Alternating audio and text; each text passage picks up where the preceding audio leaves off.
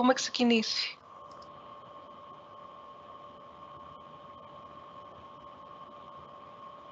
Είμαστε all online, ξεκινάω. Ναι. Καλησπέρα λοιπόν. Καλησπέρα.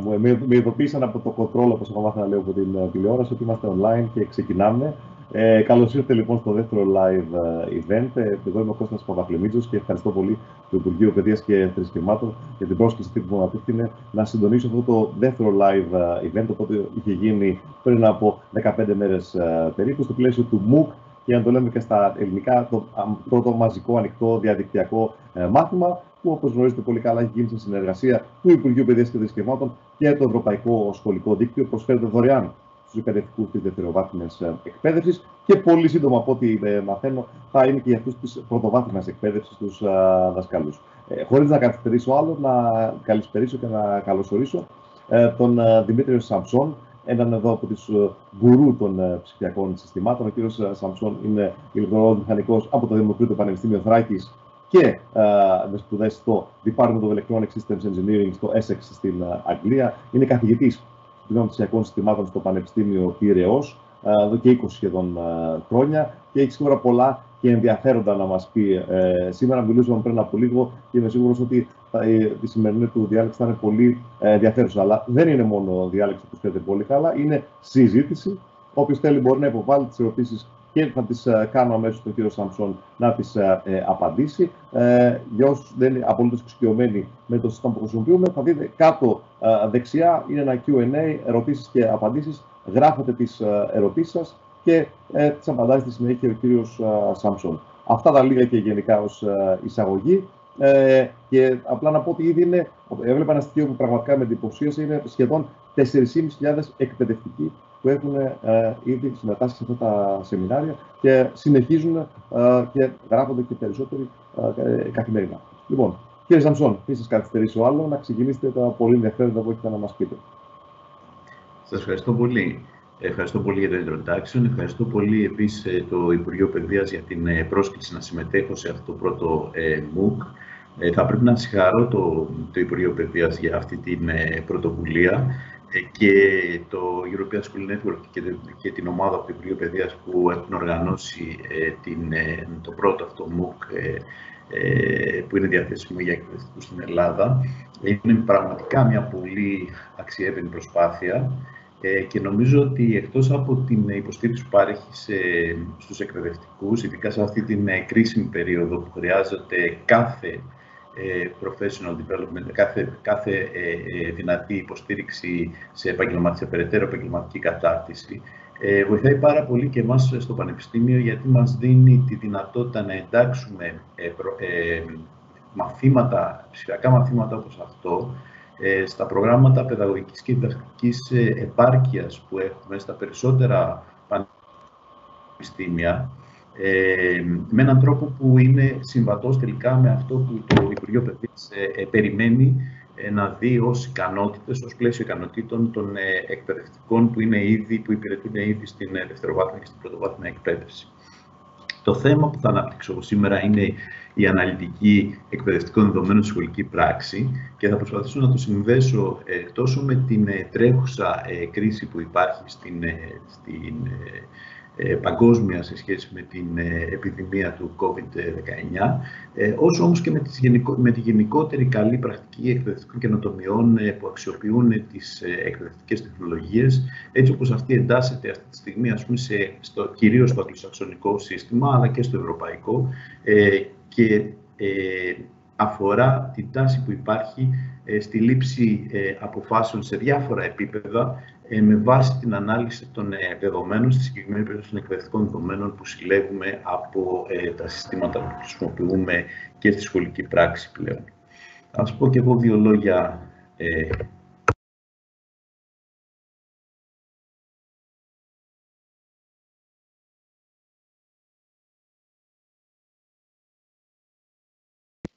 Κύριε Σαμψόν, δεν σας ακούμε. Κλείνω 25 χρόνια στο αντικείμενο του μαθήματος, στο αντικείμενο της ψηφιακής μάθησης και διδασκαλίας. Είμαι καθηγητής στο τμήμα ψηφιακών συστημάτων από το 2002. 3 χρόνια, από το 2015 μέχρι το 2018, Ήμουν στην Αυστραλία ως καθηγητής και διευθυντής έρευνας εκεί στο School of Education του Curtin University, ένα από τα μεγαλύτερα πανεπιστήμια της Αυστραλίας, με ετήσιο προϋπολογισμό περίπου 1,5 δισεκατομμύριο δολάρια. Για να καταλάβουμε λίγο και την τάξη μεγέθους, ας πούμε, που υπάρχει σε άλλες χώρες σε σχέση με την επένδυση που γίνεται στην εκπαίδευση. Και βέβαια αποκόμισα μια σειρά από εμπειρίες εκεί που αυτή την περίοδο προσπαθώ να εντάξω στην έρευνά μου και στη διδασκαλία μου, αλλά και στις δραστηριότητες που έχω στην Ελλάδα.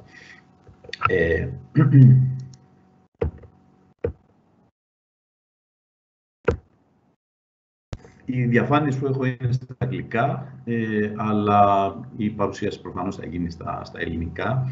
Κατά την περίοδο του COVID-19, που όπως καταλαβαίνουμε είναι μια περίοδος η οποία θα διαρκέσει για μεγάλο χρονικό διάστημα, ίσως ακόμα, σχεδόν όλα τα εκπαιδευτικά ιδρύματα, τόσο σε επίπεδο σχολείων, όσο και σε επίπεδο πανεπιστημίων, αλλά και επαγγελματικής κατάρτισης, σε όλο τον κόσμο, έχουν μετακινηθεί σε αυτό που λέμε στα αγγλικά emergency remote teaching, δηλαδή μια επίγουσα διδασκαλία η οποία γίνεται εξ αποστάσεως, προκειμένου να αντιμετωπίσουν τα προβλήματα με την κρίση και της παγκόσμιας επιδημίας. Αυτή η προσπάθεια να μετακινηθεί όλες οι δραστηριότητες της μάθησης και της διδασκαλίας πια ψηφιακά και online, υπήρχε και στο παρελθόν σποραδικά σε συγκεκριμένες περιπτώσεις, όπως για παράδειγμα, ας πούμε, σε σεισμούς ή σε πολέμους που γινόντουσαν είτε civil wars είτε σε γεωγραφικές περιοχές που είχαν τέτοιες κρίσεις, αλλά αυτό ήταν σε πάρα πολύ μικρή κλίμακα. Συνεπώς, αντιμετωπίζουμε σήμερα, είναι η πρώτη φορά που η ανθρωπότητα παγκόσμια αντιμετωπίζει μια τέτοια κρίση και καλείται ακόμα και σε συστήματα όπως είναι η σχολική εκπαίδευση να μετακινήσει τις περισσότερες από τις δραστηριότητες, αν όχι όλες τις δραστηριότητες, εντελώς online και χρησιμοποιώντας ψηφιακές τεχνολογίες. Αυτό έχει δημιουργήσει ουσιαστικά καινούρια δεδομένα, αλλά έχει δημιουργήσει σίγουρα και καινούριες ευκαιρίες.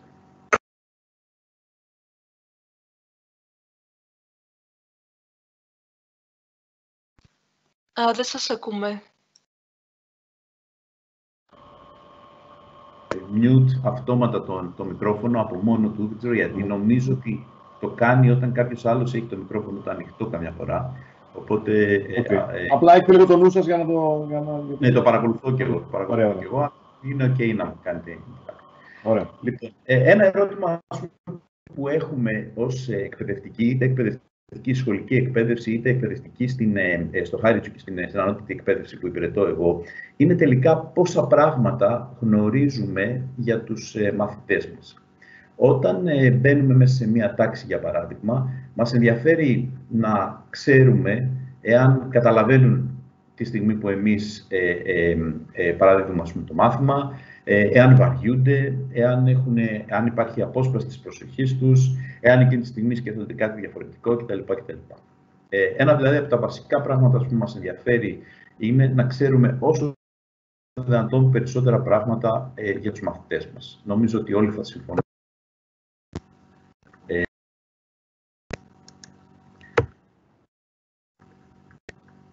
Και η αλήθεια είναι ότι όντως ξέρουμε αρκετά πράγματα για τους μαθητές μας, ειδικά στο επίπεδο της σχολικής τάξης.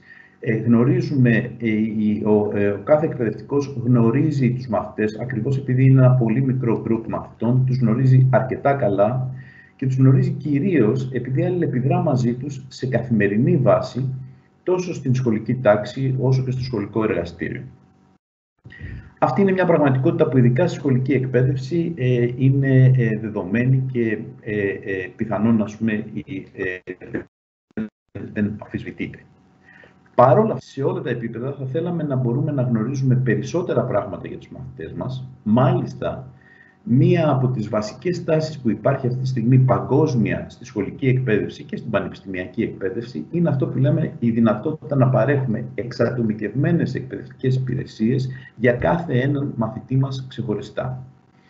Η εξατομίκευση των εκπαιδευτικών υπηρεσιών είναι ένα από τα πιο σημαντικά θέματα σήμερα σε όλες τις εκπαιδευτικές πολιτικές, κυρίως στο αγγλοσαξονικό σύστημα, αλλά και στις ευρωπαϊκές πολιτικές. Η δυνατότητα δηλαδή ενός εκπαιδευτικού συστήματος να μπορεί να προσφέρει στον κάθε μαθητή εξατομικευμένη εκπαιδευτική υποστήριξη με βάση τις προσωπικές του ανάγκες.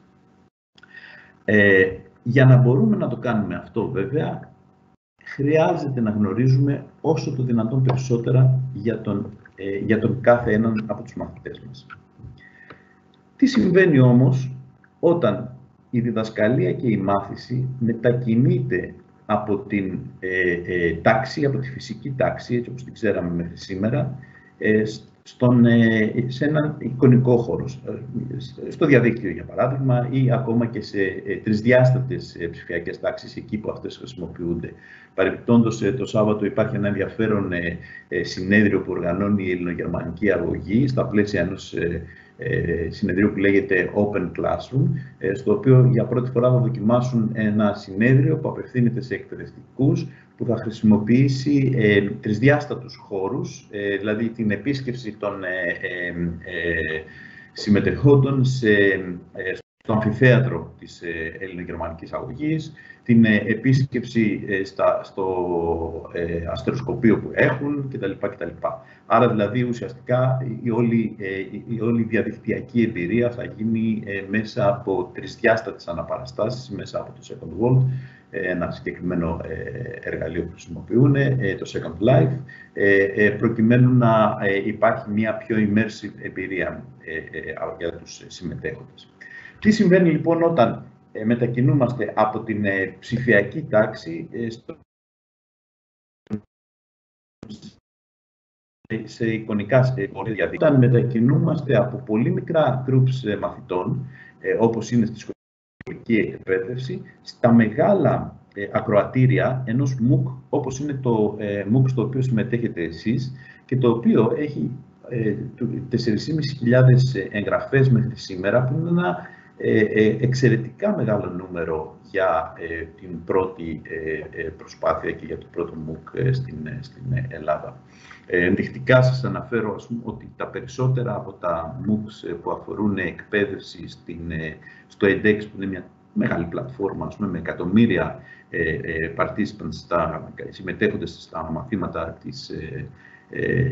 που υπάρχουν εκεί, κατά μέσο όρο το κάθε καινούριο MOOC με το που πρωτοεμφανίζεται δεν έχει περισσότερους από 15.000 εγγραφές και απευθύνεται βέβαια σε όλο τον κόσμο, έτσι. Συνεπώς, το 4.500 που έχει επιτευχθεί εδώ είναι ένα πραγματικά μεγάλο νούμερο και δείχνει και το ενδιαφέρον που υπάρχει από τους εκπαιδευτικούς για τέτοια προγράμματα. Πόσα πράγματα λοιπόν ξέρουμε για τους μαθητές που είναι ψηφιακοί μαθητές, που είναι μαθητές στο διαδίκτυο? Π.χ. σε ένα Massive Online Open Course, αλλά ακόμα και σήμερα στους μαθητές που ουσιαστικά καλούμαστε να συναντήσουμε για πρώτη φορά διαδικτυακά. Εμείς στο Πανεπιστήμιο σήμερα συναντάμε τους πρωτοετής φοιτητές για πρώτη φορά μόνο διαδικτυακά. Δεν έχουμε την ευκαιρία να τους συναντήσουμε face-to-face. Πόσα πράγματα λοιπόν ξέρουμε για αυτούς τους μαθητές?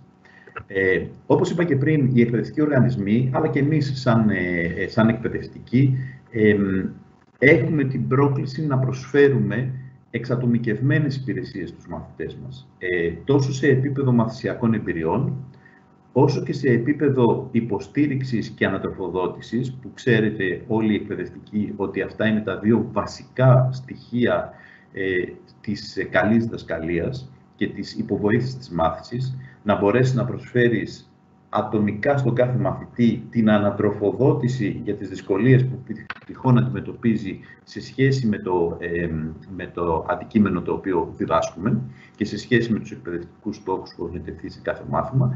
Επίσης, και κάτι το οποίο είναι μια τάση παγκόσμια που σιγά σιγά νομίζω θα αρχίσουμε να την βλέπουμε περισσότερο και στην Ελλάδα, εξατομίκευση στην αναγνώριση των επιτευγμάτων.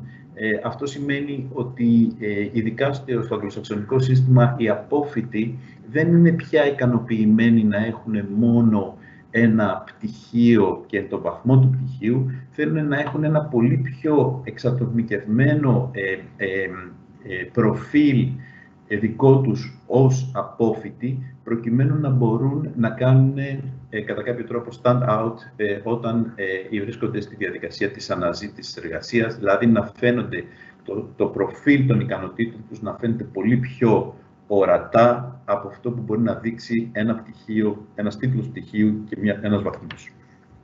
Συνεπώς, σε αυτό το πλαίσιο της εξατομικευμένης παροχής εκπαιδευτικών υπηρεσιών σε διάφορα επίπεδα, θα λέγαμε ότι είναι ήδη αρκετά δύσκολο να το παρέχουμε αυτό και να το πετύχουμε όταν έχουμε όταν έχουμε μαθητές σε τάξεις οι οποίες είναι οι παραδοσιακές τάξεις, ακόμα και με μικρό αριθμό μαθητών. Ξέρουμε, ας πούμε, αρκετά πράγματα, αλλά σχετικά περιορισμένα, και είναι πάντα ένα δύσκολο θέμα στο πώς μπορούμε να κάνουμε differentiate instruction, πώς μπορούμε να εξατομικεύσουμε ουσιαστικά αυτές τις εκπαιδευτικές υπηρεσίες με έναν αποτελεσματικό τρόπο. Φαντάζει να είναι σχεδόν αδύνατο όταν θέλουμε να το κάνουμε online, χωρίς την προσωπική και καθημερινή επαφή με τους μαθητές και μάλιστα at large scale, όπως γίνεται με τα MOOCs, για παράδειγμα. Κύριε Σαμψόν, να πω απλά, γιατί επειδή κάποιοι τώρα συνδέθηκαν τώρα τα τελευταία λεπτά, να θυμίσω ότι ερωτήσεις θα δεχτείτε αμέσως μόλις τελειώσει η παρουσίαση, αλλά και στο ενδιάμεσο, αν θέλει κάποιος να διακόπτει για να κάνει ερώτηση πάνω σε ένα συγκεκριμένο σημείο, γράφετε την ερώτησή σας κάτω δεξιά, όπως βλέπετε την πλατφόρμα που έχετε μπροστά σας, στο Q&A, στο ερωτήσεις και απαντήσεις, και την μεταφέρω εγώ στον κύριο Σαμψόν και την απαντάει αμέσως. Συγγνώμη για διακοπή, αλλά γιατί κάποιοι συνδέθηκαν μετά την αρχή, όπως βλέπω, μετά την αρχή της συζήτησης. Οπότε πρέπει να τους ενημερώσουμε. Συνεχίστε. Στην πραγματικότητα η διακοπή ήρθε ακριβώς ούτε καν να το είχαμε κάνει πρόβα, γιατί ήρθε στο κατάλληλο σημείο. Είναι το σημείο στο οποίο εγώ ρωτάω το κοινό, ας πούμε, εάν όλο αυτό, ας πούμε, τελικά αυτός ο προβληματισμός που έθεσα μέχρι τώρα είναι ένας προβληματισμός που έχουν και οι ίδιοι, και αν θεωρούν ότι υπάρχουν κάποιες λύσεις που έχουν ήδη χρησιμοποιήσει προκειμένου να αντιμετωπίσουν, ας πούμε, αυτό το πρόβλημα. Αν υπάρχει λοιπόν κάποια παρατήρηση, κάποιο σχόλιο πάνω σε αυτό, ακόμα και αν είναι και σχόλιο, μπορείτε να το περάσετε στο chat και να το συζητήσουμε αμέσως μετά. Η δική μου άποψη για το θέμα είναι, και η δικιά μου πρόκληση, την οποία θέλω να μοιραστώ μαζί σας σήμερα, είναι κατά πόσον οι ψηφιακές τεχνολογίες μπορούν να μας βοηθήσουν σε όλο αυτό. Και προφανώς η δική μου θέση είναι ότι αυτές οι ψηφιακές τεχνολογίες μπορούν να μας βοηθήσουν, και μάλιστα ειδικότερα οι τεχνολογίες οι οποίες ουσιαστικά αξιοποιούν, συλλέγουν και αναλύουν εκπαιδευτικά δεδομένα, έτσι όπως θα πούμε σε αυτή την παρουσίαση σήμερα. Αν λοιπόν υπάρχει και η δική σας θέση σε σχέση σε αυτό το σημείο, ας πούμε, σε αυτό, πολύ ευχαριστώ να τη μοιραστείτε στο chat, και μπορείτε να με διακόψετε ανά πάσα στιγμή, ας πούμε, και να συζητήσουμε τις ερωτήσεις σας σε αυτό το επίπεδο, σε αυτό το σημείο, ή αλλιώς μπορώ να προχωρήσω αν δεν υπάρχουν ερωτήσεις σε αυτό το σημείο, μπορώ να προχωρήσω στο επόμενο set. Θα δώσω ένα λεπτό. Μία ερώτηση που βλέπω, νομίζω ότι μπορώ να τη δημοσιεύσω, να τη δείτε και εσείς, είναι ότι πολλές φορές οι μαθητές, λέει, υπερβαίνουν τους 150. Ναι. Παρατήρηση, πολύ όχι ερώτηση, είναι παρατήρηση. Ναι. Ακριβώς αυτό είναι το point που θέλω να κάνω. Αυτό είναι το θέμα το οποίο θέλω να θίξω. Παραδοσιακά στο μυαλό μας έχουμε την αντίληψη ότι θα διδάσκουμε πάντα σε με πολύ μικρό αριθμό τάξεων. Και αυτό βέβαια είναι πάρα πολύ λογικό στο δημοτικό ή ακόμα και στο λύκειο. Ξέρουμε όλοι ότι όσο πιο μικρός είναι ο αριθμός των μαθητών μέσα σε μια τάξη, τόσο πιο εύκολη είναι η παροχή αποτελεσματικών εξατομικευμένων υπηρεσιών σε κάθε υποστήριξη σε κάθε μαθητή. Η πραγματικότητα όμως είναι ότι πολλές φορές καλούμαστε να συνδυάσουμε μαθητές από πολλές τάξεις ή σε άλλα επίπεδα εκπαίδευσης, όπως είναι η ανώτατη εκπαίδευση, έχουμε ένα πολύ μεγαλύτερο αριθμό φοιτητών και μαθητών. Κατά συνέπεια, η πρόκληση εδώ είναι κατά πόσο μπορούμε να αξιοποιήσουμε τεχνολογίες που υπάρχουν ώστε να ξεπεράσουμε αυτή τη δυσκολία, ειδικά όταν όλα τα μαθήματα είναι οργανωμένα online. Και αυτό είναι ένα θέμα, το οποίο θα συζητήσουμε ουσιαστικά στην παρουσία. Για σχετικά με τις τεχνολογίες, οι ψηφιακές τεχνολογίες είναι ένας διευκολυντής προκειμένου να υπάρχουν αλλαγές εν γέννη σε ό,τι αφορά την εκπαίδευση. Το ισχύει στην υγεία, στην επιχειρηματικότητα παντού. Σε ό,τι αφορά την εκπαίδευση είναι ένας διευκολυντής στο να πετύχουμε αλλαγές που είναι όριμες εκπαιδευτικά να γίνουν, αλλά που χωρίς τις ψηφιακές τεχνολογίες πιθανόν δεν είναι εφικτό να γίνουν. Ένα πράγμα που κάνω πάντα ως άσκηση με τους φοιτητές μου και στο μεταπτυχιακό πρόγραμμα που έχουμε για την ηλεκτρονική μάθηση, η ψηφιακή μάθηση στο Πανεπιστήμιο του Πειραιά, που το τρέχουμε περίπου 20 χρόνια και έχουν περάσει πάρα πολλοί εκπαιδευτικοί, περισσότερους από 500, 600 απόφοιτους μέχρι τώρα. Πολλοί είναι στελέχοι αυτή τη στιγμή στο Υπουργείο Παιδείας, σε μεγάλες επιχειρήσεις κτλ. Μια άσκηση που κάνω πάντα μαζί τους είναι ότι φέρτε ένα σενάριο το οποίο θα το κάνετε χωρίς να χρησιμοποιείτε τεχνολογίες, και αν θέλετε να χρησιμοποιήσετε κάποια ψηφιακή τεχνολογία, εξηγήστε γιατί χρησιμοποιείτε αυτή τη ψηφιακή τεχνολογία, ώστε να βελτιώσετε την εμπειρία του μαθητή, γιατί αν τελικά δεν τη βελτιώνουμε την εμπειρία του μαθητή σε οποιοδήποτε επίπεδο, ίσως δεν αξίζει να χρησιμοποιήσουμε ψηφιακές τεχνολογίες. Άρα το point που θέλω να κάνω σε αυτό το σημείο είναι ότι η χρήση των ψηφιακών τεχνολογιών δεν είναι σίγουρα ένας αυτός σκοπός, είναι όμως ένα εργαλείο που μας επιτρέπει να επιτύχουμε και να κάνουμε πράγματα που βελτιώνουν τις εμπειρίες που παρέχουμε στους μαθητές μας, που δεν θα μπορούσαμε να κάνουμε χωρίς τεχνολογίες. Τότε αξίζει να τις χρησιμοποιήσουμε. Για παράδειγμα, στη συγκεκριμένη συγκυρία προφανώς μας επιτρέπει να παρέχουμε εκπαίδευση που σε κάθε άλλη περίπτωση απλώς τα σχολεία θα έπρεπε να είχαν κλείσει, άμα το καλοσκεφτείτε. Οπότε είναι ένας διευκολυντής στο να κάνουμε κάτι το οποίο σε κάθε άλλη περίπτωση δεν θα μπορούσαμε να το κάνουμε με κανένα άλλο μέσο. Και πάνω σε αυτό, αξίζει ίσως να χτίσει κανείς, πάνω σε αυτήν την εμπειρία, αξίζει να χτίσει κανείς για να γυρίσει πίσω όταν θα ξανανοίξουν μαζικά τα σχολεία, να δει τι από αυτά τα πράγματα που έγιναν σε αυτήν την περίοδο μπορούν να αξιοποιηθούν πια σε μια πιο μόνιμη βάση στα πλαίσια μεταρρυθμίσεων στην σχολική εκπαίδευση. Βλέπω για Σαμσόν μια πιο πολύ παρατήρηση, τη βλέπω και ερώτηση, να το μεταφέρω. Λέει στην παραδοσιακή τάξη: μοιράζω ένα ερωτηματολόγιο επιστροφή στο σχολείο στην αρχή της χρονιάς και μαθαίνω περισσότερα πράγματα για τους μαθητές μου. Στην ψηφιακή τάξη το κάνω ψηφιακά με το Google Docs. Δημοσιεύομαι, το δείτε εσείς. Ναι. Και όχι μόνο με το Google Docs, αλλά και με άλλα εργαλεία που υπάρχουν και ασφαλώς όπως θα δούμε και λίγο παρακάτω, ουσιαστικά η δυνατότητα που έχουμε να συλλέξουμε και να αναλύσουμε δεδομένα για τους μαθητές μας και να μάθουμε περισσότερα πράγματα για τους μαθητές μας, και όχι μόνο για τους μαθητές που τους είχαμε και την περασμένη χρονιά, αλλά για μαθητές που έρχονται, για παράδειγμα, από άλλα σχολεία και που εμείς δεν έχουμε καμία εικόνα για το υπόβαθρο που έχουν αυτοί οι μαθητές, άρα είναι στην πραγματικότητα ένα black box όταν έρχονται στην τάξη μας, αλλά ταυτόχρονα και για τις δραστηριότητες των μαθητών μας όταν οι ίδιοι μελετούν. Αυτό είναι ένα σημείο το οποίο θα συζητήσω παρακάτω, γιατί όσο εμείς έχουμε τους μαθητές μες στην τάξη, μπορούμε να παρακολουθήσουμε, να συζητήσουμε, να αλληλεπιδράσουμε μαζί τους και να καταλάβουμε προφανώς αρκετά πράγματα για να χτίσουμε ένα προφίλ για τον κάθε έναν από τους μαθητές μας. Είναι τελείως όμως black box για μας ο τρόπος με τον οποίο μελετούν, ο τρόπος με τον οποίο, για παράδειγμα, όταν θα πάνε σπίτι θα προσπαθήσουν να λύσουν μια άσκηση, εκεί ακριβώς που θα αντιμετωπίσουν τις περισσότερες δυσκολίες και εκεί ακριβώς που χρειάζονται την υποστήριξη και την ανατροφοδότηση που ανέφερα πριν και που ξέρουμε όλοι οι εκπαιδευτικοί ότι είναι το πιο σημαντικό κομμάτι, ας πούμε, για να βοηθηθεί ένας μαθητής στη μάθησή του. Σε ένα δεύτερο επίπεδο είναι ότι αυτή τη στιγμή οι σχολικές τάξεις μπορούμε να θεωρήσουμε ότι είναι στην πραγματικότητα σε πολύ μεγάλο βαθμό black boxes, δηλαδή με την έννοια ότι μπαίνουν μέσα μαθητές και εκπαιδευτικοί, κάνουν διάφορα πράγματα τα οποία όμως, ας πούμε, μένουν μεταξύ τους.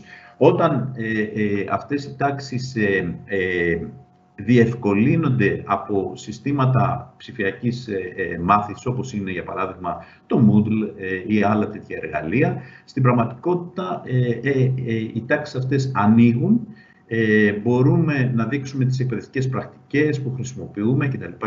Και να τις διαμοιραστούμε μεταξύ σχολείων, μεταξύ, ας πούμε, εκπαιδευτικών που έχουν το ίδιο υπόβαθρο κτλ. Είναι θέματα τα οποία, ας πούμε, θα συζητήσω και στην πορεία.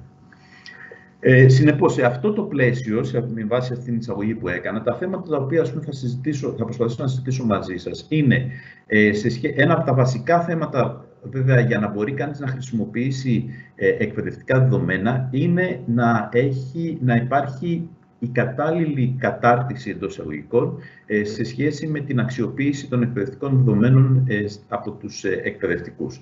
Συνεπώς, σε αυτό το πλαίσιο της σημερινής συζήτησης θα αναδείξω κάποιες από τις προκλήσεις και τις ευκαιρίες που υπάρχουν, θα δώσω κάποιους βασικούς ορισμούς και θα σας δείξω και κάποιες λύσεις, κάποια προγράμματα τέλος πάντων που υπάρχουν και που μπορεί κανείς, ας πούμε, να τα αξιοποιήσει προκειμένου να εμβαθύνει περισσότερο και να χτίσει αυτό που θα λέγαμε ένα προφίλ ικανοτήτων σχετικών με την αξιοποίηση των εκπαιδευτικών δεδομένων.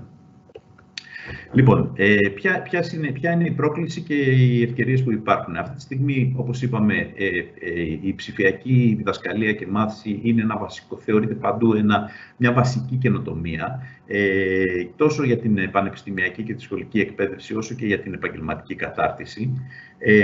Ως επιτοπλίστων σήμερα, τα περισσότερα courses στο πανεπιστήμιο, τα περισσότερα μαθήματα, ειδικά στο αγγλοσαξονικό σύστημα, γίνονται είτε τελείως online, είτε σε συνδυασμό, σε αυτό που λέμε μεικτή μάθηση, δηλαδή συνδυάζοντας δραστηριότητες που γίνονται online και δραστηριότητες που γίνονται face-to-face. Εμείς, ας πούμε, για παράδειγμα, στην Ελλάδα ακόμα δεν υιοθετούμε την online διάσταση των μαθημάτων στην τακτική περίοδο, ας το πούμε έτσι, αλλά να ξέρετε ότι τόσο στην Αγγλία όσο και στην Αυστραλία και στον Καναδά και στις Ηνωμένες Πολιτείες, δηλαδή στις χώρες του αγγλοσαξονικού συστήματος, όλα τα μαθήματα οφείλουν να τα προσφέρουν και όχι μόνο λόγω της πανδημίας, τόσο online όσο και face-to-face. Είναι μέρος, δηλαδή, ας πούμε, του contract που έχεις με τους μαθητές. Και όπως ξέρουμε όλοι, υπάρχουν μια σειρά από εργαλεία που λέγονται είτε course ή learning management συστήματα, όπως είναι το Moodle, που χρησιμοποιούν πάρα πολλοί εκπαιδευτικοί και μάλιστα με πολύ μεγάλη επιτυχία.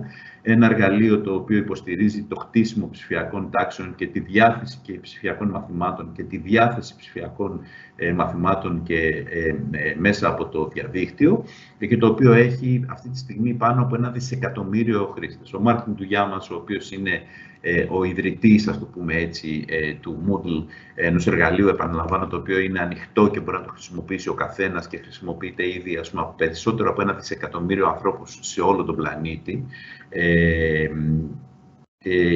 Είναι graduate του Curtin University που ήμουν εγώ, είναι ελληνικής καταγωγής, έχει έδρα το Perth που έμενα 3 χρόνια, ήταν γειτονάς μου στην Αυστραλία και έχει έρθει αρκετές φορές στην Ελλάδα και ήδη νομίζω ότι πολλοί από εσάς εκπαιδευτικοί συμμετέχετε στο community, ας πούμε, του Moodle.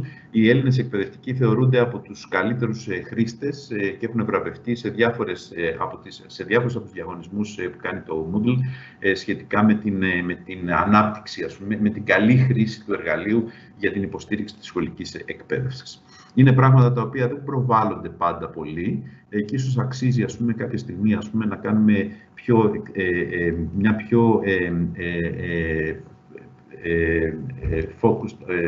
προβολή, ας πούμε, αυτών των δραστηριοτήτων των Ελλήνων εκπαιδευτικών στο ευρύτερο κοινό. Η πρόκληση λοιπόν εδώ είναι... Να πάρουμε άλλη μια ερώτηση πριν συνεχίσουμε, γιατί είναι μια σειρά ερωτήσεων. Είναι μια ερώτηση που αναφέρεται σε ένα ζήτημα, έχει συζητηθεί αρκετά, σχέση με την προστασία των προσωπικών δεδομένων. Δεν ξέρω αν έχετε πάνω σε αυτό κάτι να πείτε, που είναι μια ανησυχία, όπως μεταφέρει ο χρήστης αρκετών εκπαιδευτικών. Βεβαίως. Αυτό είναι ένα κλασικό θέμα, το θέμα ας πούμε, του ethical use, της ηθικής διάστασης χρήσης των δεδομένων. Είναι μια κλασική ερώτηση.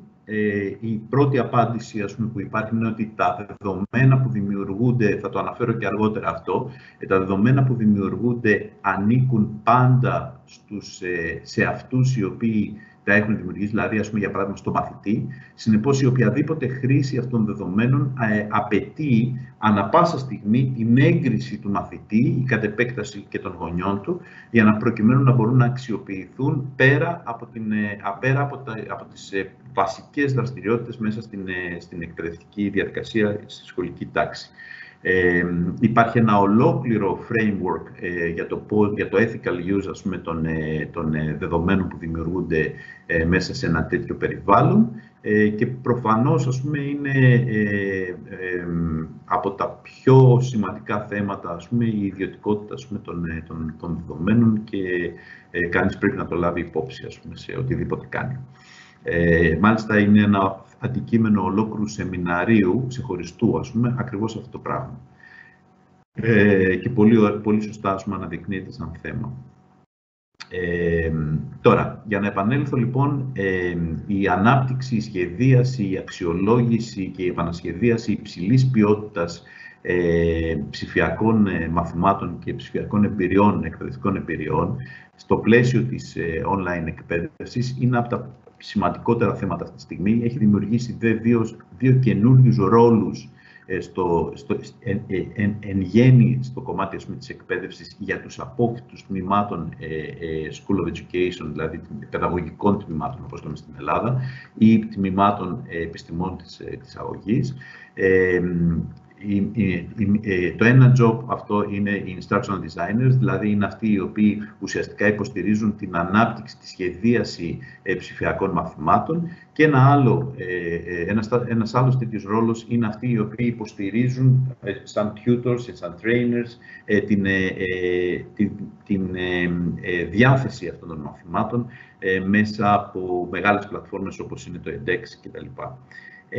Αυτό έχει δημιουργήσει την απέτηση για ένα καινούριο πλαίσιο ικανοτήτων που θα επιτρέπει σε απόφοιτους σχολών School of Education να μπορούν να χρησιμοποιήσουν τόσο ψηφιακές τεχνολογίες που είναι το αντικείμενο αυτού του MOOC, όσο και ειδικότερα τεχνολογίες που αφορούν τη διαχείριση των εκπαιδευτικών δεδομένων. Αν θέλετε, ένα από τα πιο σημαντικά θέματα σήμερα στο δικό μας τομέα είναι η αναλυτική των εκπαιδευτικών δεδομένων. Δηλαδή, το πώς μπορούμε να αξιοποιήσουμε τα δεδομένα που δημιουργούνται σε μια ψηφιακή τάξη μέσα από ένα εργαλείο όπως είναι για παράδειγμα το Moodle, προκειμένου να υποβοηθήσουμε την διαδικασία της μάθησης και της διδασκαλίας, αλλά ταυτόχρονα και της αξιολόγησης της επίδοσης των μαθητών και των δυσκολιών που μπορεί να έχουν οι μαθητές, προκειμένου να μπορούμε να υποστηρίξουμε καλύτερα τον κάθε individual μαθητή σε online και σε blended courses. Υπάρχουν ήδη μια σειρά από τέτοια εργαλεία, τα οποία όμως εργαλεία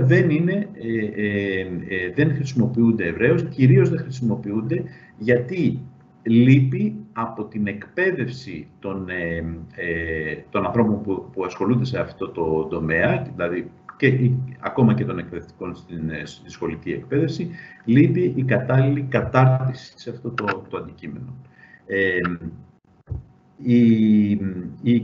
Ένα σετ ικανοτήτων που αφορούν την αξιοποίηση των εκπαιδευτικών δεδομένων θεωρείται ότι είναι απαραίτητο σήμερα για να μπορέσεις να προσληφθείς ως εκπαιδευτικός τόσο στην Αυστραλία όσο και στον Καναδά και στις Ηνωμένες Πολιτείες. Ο λόγος είναι ότι τα περισσότερα από τα σχολεία πια εκεί θα χρησιμοποιούν τέτοια συστήματα και συνεπώς και χτίζουν και παίρνουν όλες τις αποφάσεις εκπαιδευτικές, είτε σε επίπεδο σχολικής τάξης, είτε σε επίπεδο διαχείρισης σχολείου, με βάση την αξιοποίηση, τη συλλογή και την αξιοποίηση εκπαιδευτικών δεδομένων μέσα από τέτοια συστήματα. Συνεπώς, η ανάπτυξη τέτοιων ικανοτήτων είναι για αυτά τα συστήματα ένα από τα βασικά θέματα σε σχέση με την επαγγελματική κατάρτιση των εκπαιδευτικών.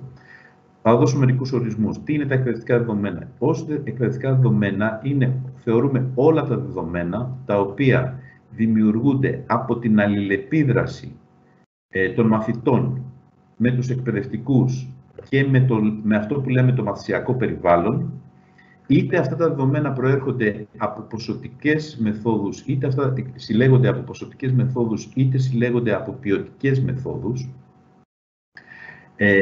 Δηλαδή, είτε είναι δεδομένα που μπορούν να μετρούν, για να το πω απλά, σε ποσοτικό επίπεδο, τα κλικς που μπορεί να έχει κάνει, ας πούμε, κάποιος μαθητής σε ένα μαθησιακό αντικείμενο, είτε μετρούν, στο βαθμό που αυτό είναι εφικτό, μετριούνται μέσα από την ανάλυση που μπορεί να γίνει σε έναν διάλογο, σε ένα φόρουμ. Αυτό είναι πιο qualitative συλλογή δεδομένων. Και συνεπώς, ως εκπαιδευτικά δεδομένα εν γέννη θεωρούνται ότι όλα τα δεδομένα που δημιουργούνται από τέτοιες αλληλεπιδράσεις και τα οποία μπορούν να χρησιμοποιηθούν προκειμένου να δημιουργήσουμε ένα προφίλ τόσο των μαθητών όσο και των δραστηριοτήτων που έχουν οι μαθητές σε σχέση με συγκεκριμένα θέματα στα πλαίσια της εκπαιδευτικής διαδικασίας. Και ως σετ ικανοτήτων, δηλαδή data literacy για εκπαιδευτικούς, ορίζουμε την ικανότητά τους να καταλαβαίνουν και να χρησιμοποιούν τα δεδομένα με έναν αποτελεσματικό τρόπο, προκειμένου να μπορούν με βάση αυτή την ανάλυση να παίρνουν καλύτερες εκπαιδευτικές, δηλαδή ή παιδαγωγικές. Παιδαγωγικές σημαίνει σε επίπεδο διαμόρφωσης του μαθήματος τους κάθε μέρα, έτσι όπως το διδάσκουν στην τάξη. Αυτές είναι οι παιδαγωγικές αποφάσεις που καλείται να πάρει ο κάθε ένας εκπαιδευτικός καθημερινά. Τι θα κάνω μετά, πώς θα απαντήσω σε κάποια ερώτηση κτλ. Σε ποιο υλικό θα πρέπει να δώσω περισσότερη έμφαση και όλα αυτά. Και οι εκπαιδευτικές αποφάσεις είναι αποφάσεις που παίρνονται σε επίπεδο, ας πούμε, σχολείου, όπως για παράδειγμα, ας πούμε, τι ανάγκες έχω σε σχέση με την πρόσληψη π.χ. καινούριων εκπαιδευτικών κτλ.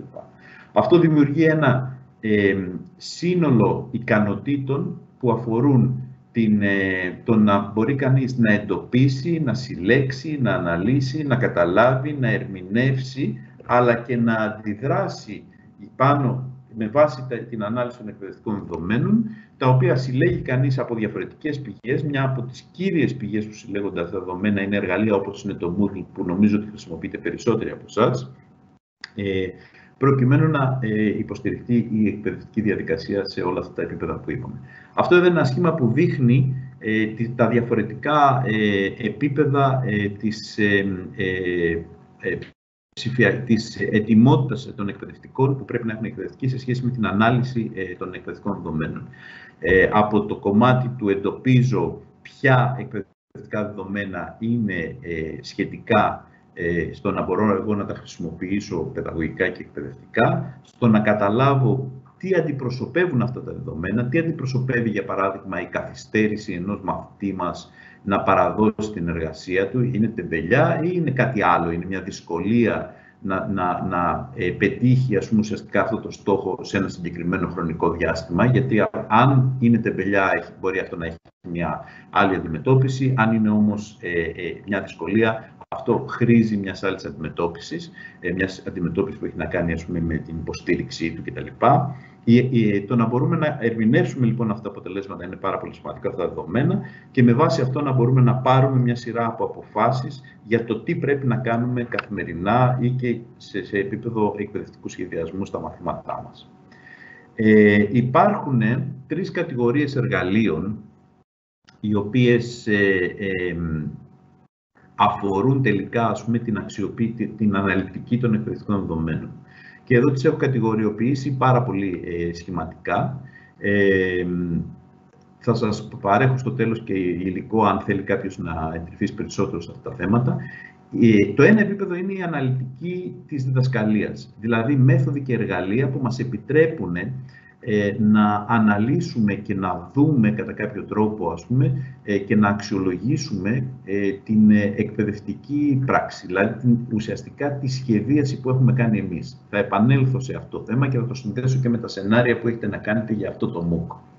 Το δεύτερο επίπεδο αναλυτικής εκπαιδευτικών δεδομένων έχει να κάνει με την αναλυτική της μάθησης, learning analytics. Εδώ μιλάμε για εργαλεία και μεθόδους που συλλέγουν, αναλύουν και δημιουργούν εκθέσεις σχετικά με το τι κάνει ένας μαθητής μέσα στην εκπαιδευτική διαδικασία. Ξεχωρίζω αυτά τα δύο, δηλαδή την αναλυτική της διδασκαλίας από την αναλυτική της μάθησης, και είναι πολύ εύστοχος και ο τίτλος αυτού του μαθήματος, εμένα μου άρεσε πάρα πολύ, το μαθαίνουμε ψηφιακά και διδάσκουμε ψηφιακά, που είναι ουσιαστικά οι δύο διαστάσεις. Τα ξεχωρίζω αυτά δύο γιατί τα teaching analytics, η αναλυτική της διδασκαλίας αφορά το σχεδιασμό που κάνει ένας εκπαιδευτικός και τον επανασχεδιασμό που οφείλει να κάνει στα πλαίσια, ας πούμε, ουσιαστικά του reflective practice που έχει, και η αναλυτική της μάθησης αφορά το τι κάνει ο μαθητής μέσα σε αυτό το context. Όταν έχουμε αυτά τα δύο αντικείμενα ξεχωριστά και όχι μαζί, στην πραγματικότητα έχουμε μία ελλειπή, η άποψή μου είναι ότι έχουμε μία ελλειπή προσέγγιση της αναλυτικής των εκπαιδευτικών δεδομένων. Ο λόγος που έχουμε μια ελλειπή προσέγγιση είναι ότι από τη μια έχουμε δεδομένα που δημιουργούνται από το τι κάνουν οι μαθητές μέσα σε ένα περιβάλλον που έχουμε σχεδιάσει. Δεν έχουμε όμως δεδομένα ποιο είναι το περιβάλλον που έχουμε σχεδιάσει. Οπότε ο απόλυτος τρόπος, για να το πω απλά, για να αξιοποιήσουμε τα εκπαιδευτικά δεδομένα είναι να συνδυάσουμε τη σχεδίαση που έχουμε κάνει και που υπάρχει στα Teaching Analytics και το τι κάνει ο μαθητής μέσα σε αυτή τη σχεδίαση, ώστε να μπορούμε να καταλάβουμε καλύτερα σε σχέση με το αποτύπωμα και την επίδραση που έχει ο εκπαιδευτικός σχεδιασμός που έχουμε κάνει στους μαθητές μας, και όχι μάλιστα συνολικά σε όλους τους μαθητές, αλλά ατομικά σε κάθε έναν ξεχωριστά. Για να δώσω ένα παράδειγμα σε σχέση με αυτό με τα σενάρια που θα φτιάξετε εσείς, ας πούμε, για παράδειγμα, σε αυτό το MOOC, από ό,τι είδα.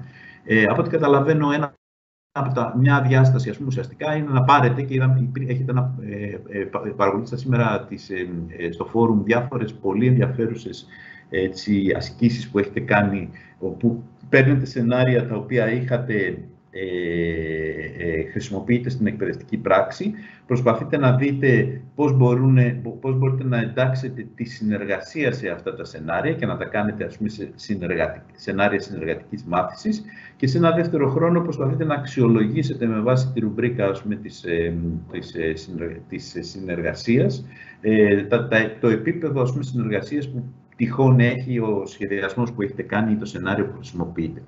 Αυτό στην πραγματικότητα είναι μία άσκηση αναλυτικής της διδασκαλίας. Δηλαδή, προσπαθεί να αναλύσει με κάποιο τρόπο το σενάριο που έχετε σχεδιάσει.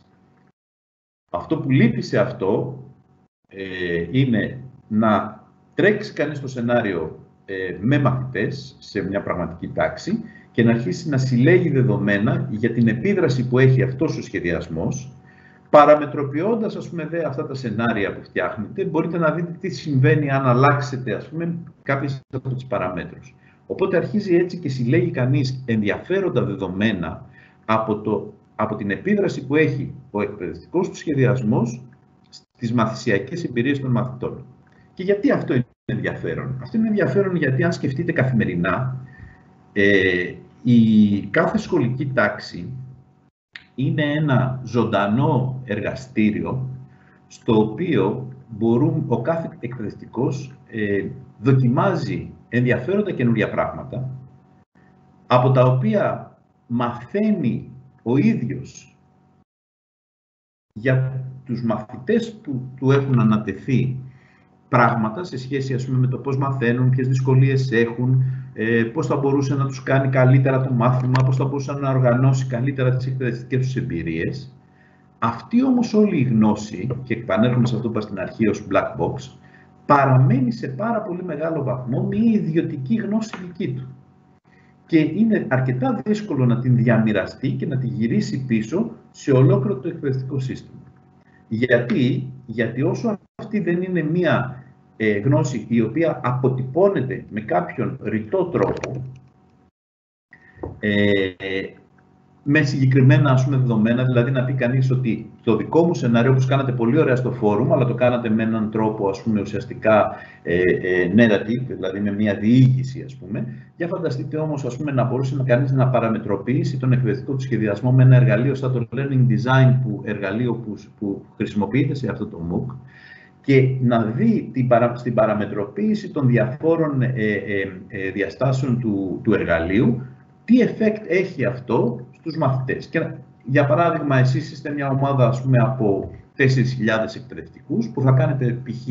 μια σειρά από συνεργατικά σενάρια. Για σκεφτείτε αυτή η ίδια η κοινότητα που έχετε δημιουργήσει εκεί να μπορεί να ανταλλάξει γνώσεις για το τι έχει λειτουργήσει και πώς, σε σχέση με διάφορες διαστάσεις εκπαιδευτικού σχεδιασμού που αφορούν συγκεκριμένα τη συνεργατική μάθηση που σας ενδιαφέρει και ποιο ήταν το effect στους μαθητές του καθενός, στη δική του τάξη. Η γνώση που παράγεται από μια τέτοια διαδικασία είναι μια γνώση που έχει πολύ μεγαλύτερη δύναμη από οποιαδήποτε γνώση μπορεί, ας πούμε, ουσιαστικά να κάνει κανείς σε ένα μικρή κλίμακας πείραμα πανεπιστημιακής έρευνας. Γι' αυτό και τα analytics αποτελούν τόσο στην υγεία όσο και στα businesses, που εκεί χρησιμοποιούνται χωρίς κανένα προβληματισμό ήδη, αποτελούν στην πραγματικότητα τη βάση, τα data analytics αποτελούν τη βάση για τη βελτίωση των υπηρεσιών.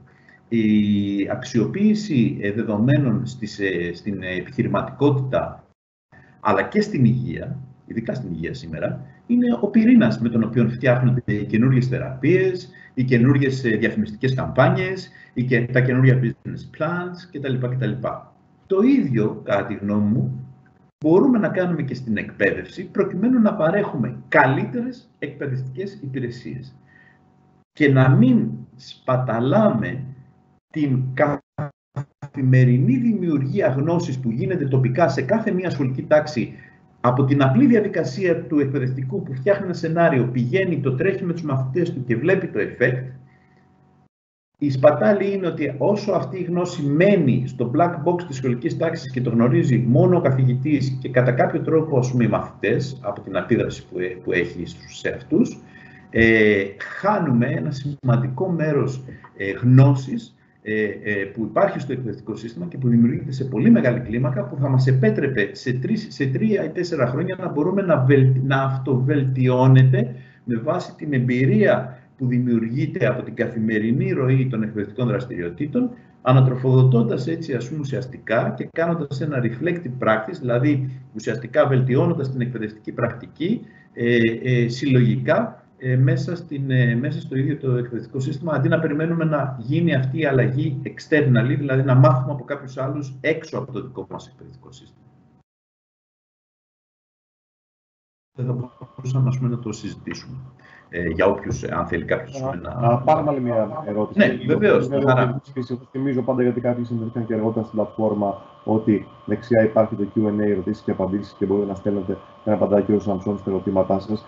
Είναι μάλλον μια γενική ερώτηση. Εκτιμώ ότι καλύπτει από όσο έχω πει μέχρι στιγμής, αλλά εγώ σε κάθε περίπτωση σας την λέω. Είναι ότι ρωτάει αν η εξαποστάσεως σύγχρονη εκπαίδευση, WebEx πλατφόρμα και ασύγχρονη ή class πλατφόρμα θεωρούνται σήμερα ικανοποιητικά ψηφιακά εργαλεία για τους μαθητές των σχολείων, ώστε να μειωθούν στην ηλεκτρονική μάθηση. Συγγνώμη, εάν ή γιατί δεν άκουσα πάρα πολύ καλά την. Μπορείτε να το δείτε και εσείς στις ερωταπαντήσεις, είναι στα δημοσιευμένα. Λέει η εξαποστάσεως σύγχρονη WebEx πλατφόρμα και ασύγχρονη ή class πλατφόρμα τηλεκπαίδευση, αν τα θεωρείτε ικανοποιητικά ψηφιακά εργαλεία για τους μαθητές των σχολείων, ώστε να μοιηθούν στην ηλεκτρονική μάθηση? Αυτή είναι η ερώτηση. Κοιτάξτε, το web,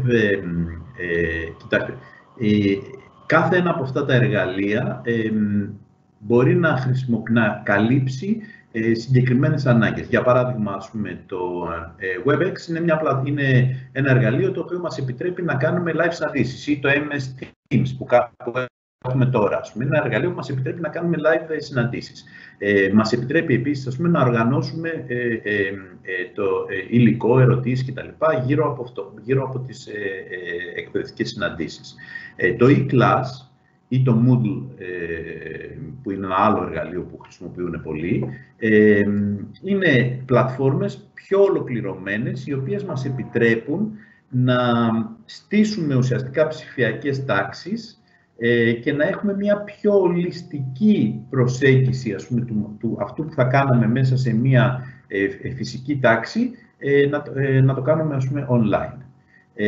Συνήθως αυτά τα εργαλεία, τα course management συστήματα, γιατί έχει να κάνει με την κατηγοριοποίηση των συστημάτων, δηλαδή το e-class και το Moodle είναι τυπικά αυτό που λέμε course e-learning management συστήματα. Είναι πιο holistic συστήματα, παρέχουν πολύ περισσότερες υπηρεσίες από το MS Teams ή από άλλες πλατφόρμες video conferencing,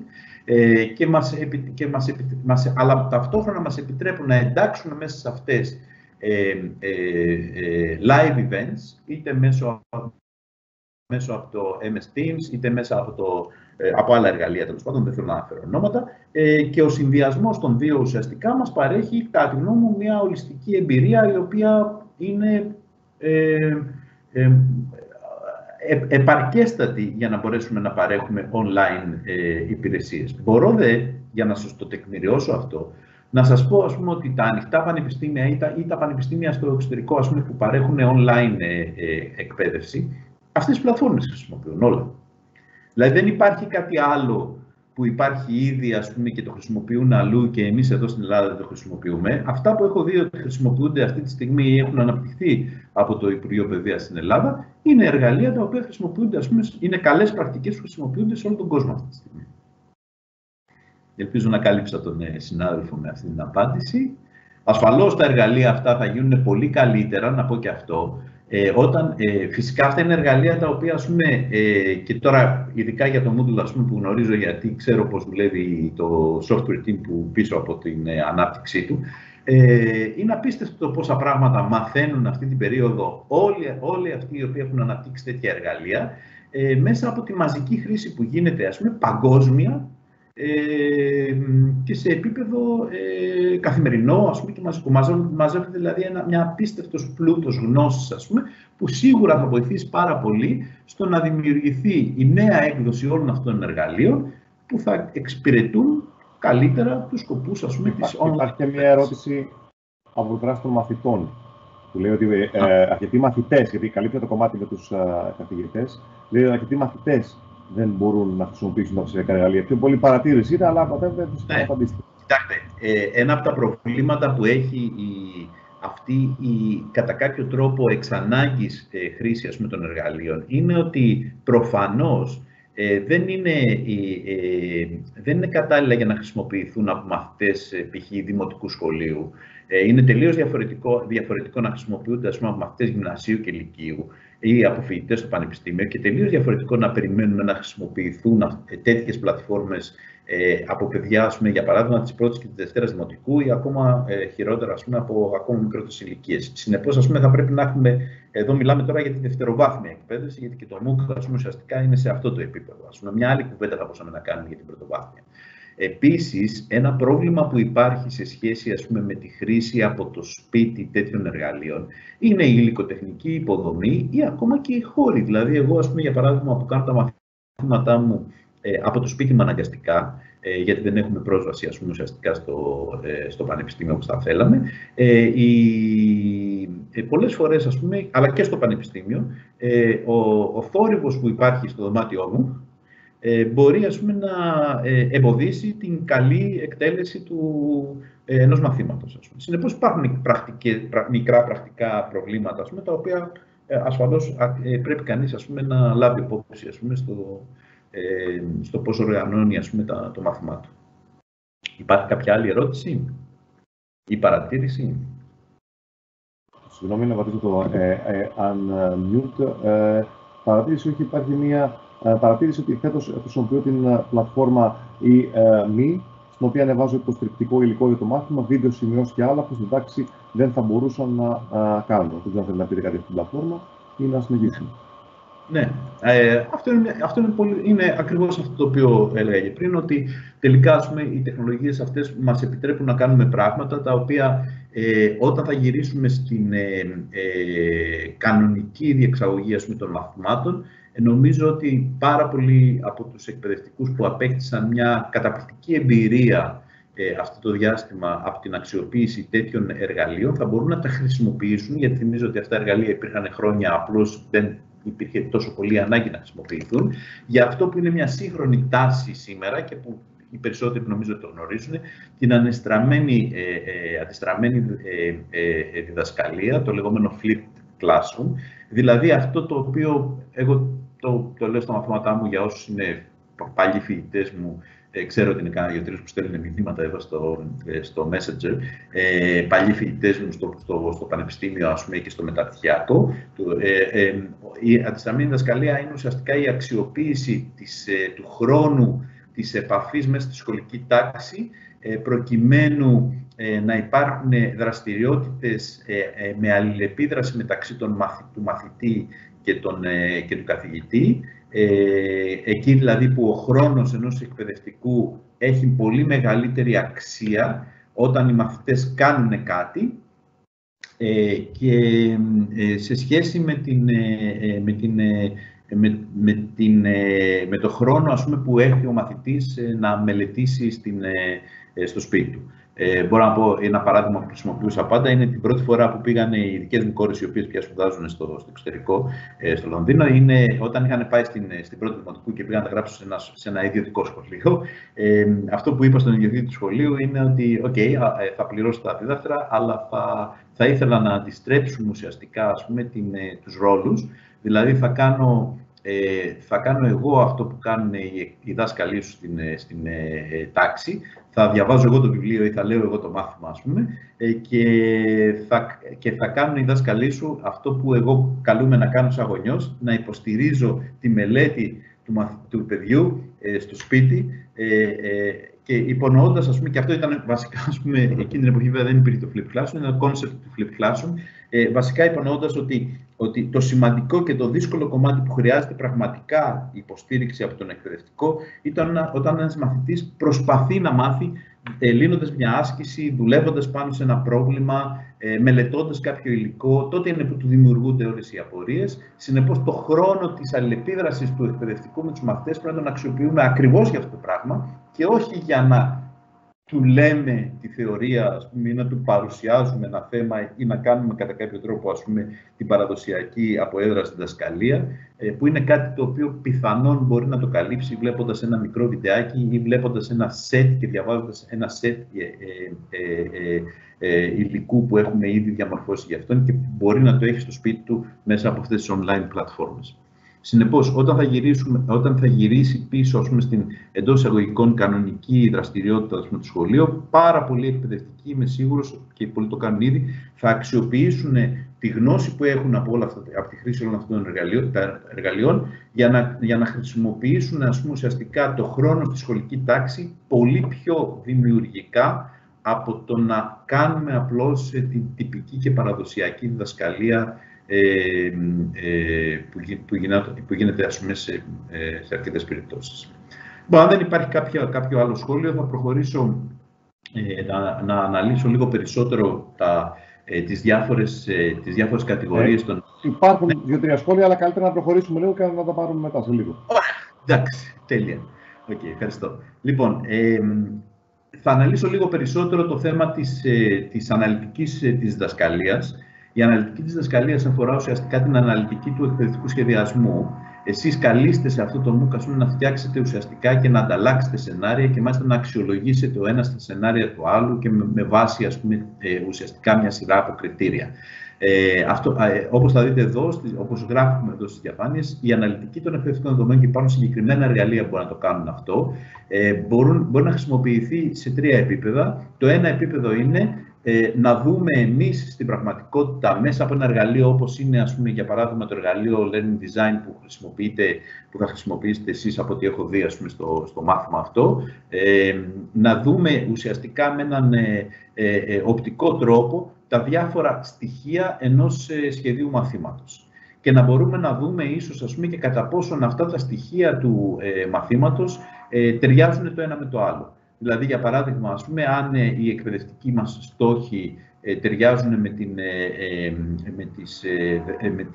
με τον τρόπο με τον οποίο έχουμε επιλέξει να αξιολογήσουμε την επίτευξη των εκπαιδευτικών στόχων, ένα κλασικό πρόβλημα κακού εκπαιδευτικού σχεδιασμού, η μη τήρηση, αυτό που στα αγγλικά λέγεται constructive alignment, δηλαδή, ας πούμε, ουσιαστικά το δημιουργικό αλφάβιασμα μεταξύ του ορισμού εκπαιδευτικών στόχων και της μεθόδου της αξιολόγησής τους. Αυτό είναι ένα κλασικό πρόβλημα στο εκπαιδευτικό σχεδιασμό, όπου ενώ λέμε, ας πούμε, για παράδειγμα, εμείς στο Πανεπιστήμιο ότι ένας από τους εκπαιδευτικούς στόχους είναι οι μαθητές να μπορούν να προγραμματίζουν και να γράφουν κώδικα, όταν πάμε να τους εξετάζουμε αν θυμούνται τις εντολές από το βιβλίο μιας συγκεκριμένης γλώσσας προγραμματισμού. Συνεπώς, η μέθοδος αυτή αξιολόγησης ουσιαστικά δεν πιστοποιεί ότι έχει επιτευχθεί ο εκπαιδευτικός στόχος που έχει οριστεί. Συνεπώς, αυτό θα μπορούσε κανείς, ας πούμε, με τη χρήση ενός εργαλείου, ας πούμε, όπως είναι τα εργαλεία που σας έχουν εντάξει στο MOOC εκπαιδευτικού σχεδιασμού, μπορεί κανείς ουσιαστικά, επειδή βλέπει και κάνει visualize τα διάφορα elements του σχεδίου μαθήματος που έχει, να εντοπίσει πιθανόν κάποιες δυσλειτουργίες ή κάποιες κακές σχεδιαστικές αποφάσεις που έχει πάρει και να τις διορθώσει. Αυτό έχει να κάνει με το self-reflection και την βελτίωση ουσιαστικά που μπορεί να κάνει κανείς μόνος του. Σε δεύτερο επίπεδο, μπορεί στην πραγματικότητα να μοιραστεί ένα τέτοιο πλάνο σχέδιο μαθήματος με τους συναδέλφους του ή στα συστήματα που υπάρχουν οι mentors, με αυτούς οι οποίοι είναι οι mentors του, ας πούμε, ουσιαστικά στην εκπαίδευση, δηλαδή οι πιο junior εκπαιδευτικοί από αυτούς οι οποίοι έχουν οριστεί ώστε να είναι οι καθοδηγητές τους, ας πούμε, και αυτοί που τους κάνουν introduce στην καλή διδασκαλία, και να συζητήσουν ένα τέτοιο θέμα, το σχεδιασμό, ώστε να πάρουν ανατροφοδότηση, να πάρουν σχόλια, να λάβουν ουσιαστικά, ας πούμε, παρατηρήσεις ο ένας με τον άλλον για να βελτιώσουν το σενάριό τους. Ας πούμε, εσείς, για παράδειγμα, το community που έχετε, θα μπορούσαν οι εκπαιδευτικοί που είναι φιλόλογοι, ας πούμε, οι εκπαιδευτικοί που είναι καθηγητές αγγλικής γλώσσας, να χρησιμοποιήσουν ένα εργαλείο στο learning design για να ανταλλάξουν τα σενάρια τους και ο ένας να σχολιάσει τα σενάρια του άλλου παρέχοντας ανατροφοδότηση. Και αντίστοιχα, αυτή η ανατροφοδότηση στην πραγματικότητα μπορεί να υπάρχει ενταγμένη μέσα και σε ένα εργαλείο που αναλύει ουσιαστικά τον εκπαιδευτικό σχεδιασμό. Και τέλος, θα μπορούσαν να χρησιμοποιηθούν τέτοια εργαλεία, ώστε ομάδες εκπαιδευτικών, σαν ομάδες πια, και σε επίπεδο και σε συνεργασία, να αναλύουν και να σχολιάζουν και να συνδημιουργούν τελικά ένα κοινό σχέδιο μαθήματος, το οποίο θα χρησιμοποιούν όλοι από κοινού. Αλλά που δεν το έχει φτιάξει ένας και το υιοθετούν οι άλλοι, αλλά που έχει φτιαχτεί από την κοινή εμπειρία περισσότερων από ένα, π.χ. 10 εκπαιδευτικών, σε διαφορετικές σχολικές τάξεις, παρέχοντας τη δυνατότητα ουσιαστικά να ενωθεί η εμπειρία και η γνώση πολλών και όχι μόνο ενός, και φτιάχνοντας ουσιαστικά σχέδια μαθήματος τα οποία είναι συνεργατικά σχεδιασμένα και συνεργατικά αξιολογημένα, θα έλεγα, ας πούμε, έτσι, από ομάδες εκπαιδευτικών. Αυτό, σαν τελικό στόχος, νομίζω ότι θα ήταν, η επίτευξή του θα ήταν ουσιαστικά μια σημαντική βελτίωση στον σχεδιασμό εκπαιδευτικών σενάριων. Θα ήθελα να προτείνω και στο συγκεκριμένο MOOC, να μπορούν να φτιαχτούν τέτοιες ομάδες, και νομίζω ότι υπάρχει αυτή η δυνατότητα, οι οποίες φτιάχνουν σενάρια συνεργατικά, αξιοποιώντας ουσιαστικά και τις αρχές συνεργατικής μάθησης, που είδα ότι υπάρχουν πολύ ωραία ορισμένες στην πρώτη ενότητα του μαθήματος ήδη. Τώρα, αυτό σχετικά με την αναλυτική της διδασκαλίας. Η αναλυτική της μάθησης έχει να κάνει με την ανάλυση, με τη συλλογή και την ανάλυση δεδομένων που δημιουργούν οι μαθητές, τα χνάρια δηλαδή που αφήνουν οι μαθητές κατά τη διάρκεια της εκπαιδευτικής διαδικασίας. Αυτά μας βοηθούν στο να δημιουργήσουμε τελικά το προφίλ του κάθε μαθητή. Είναι εξαιρετικά σημαντικό να μιλήσουμε κυρίως για τα δεδομένα ενός μαθητή, τα οποία δημιουργούνται δυναμικά.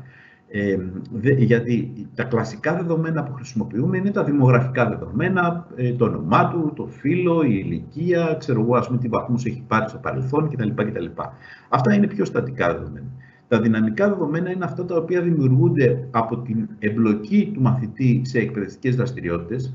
Π.χ. πώς λειτουργήσε σε μια ομάδα συνεργασίας, μια που έχετε κάνει θέματα σχετικά με τη συνεργατική μάθηση, τι δυσκολίες αντιμετώπισε στην επίλυση ενός προβλήματος, τι έξυπνο ή καινοτόμο μπορεί να έχει προσφέρει στην επίλυση ενός προβλήματος.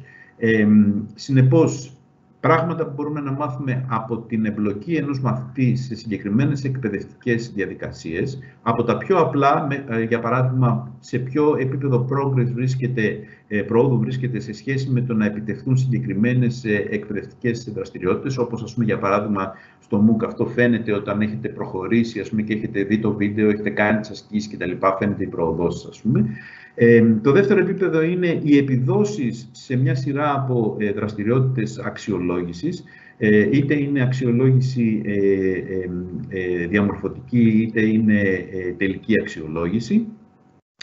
Επίσης, τέτοια δεδομένα δημιουργούνται από την αλληλεπίδραση που έχει ένας μαθητής, είτε με εργαλεία, είτε με εκπαιδευτικούς πόρους, είτε ακόμα και με τους συμμαθητές του, για παράδειγμα από το πόσες ερωτήσεις μπορεί να βάζει σε ένα φόρουμ, τι κίνηση μπορούν να δημιουργούν αυτές οι ερωτήσεις, δηλαδή τι ενδιαφέρον μπορεί να δημιουργούν μέσα σε ένα τέτοιο φόρουμ από άλλους συμμαθητές του, και άρα κατά κάποιο τρόπο να δείχνει ότι ο προβληματισμός που καταθέτει σε ένα φόρουμ, για παράδειγμα της τάξης του μαθήματος, δημιουργεί ουσιαστικά και κινητοποιεί και τους υπόλοιπους μαθητές, και αυτό είναι ένα asset το οποίο θα έπρεπε να αξιολογείται.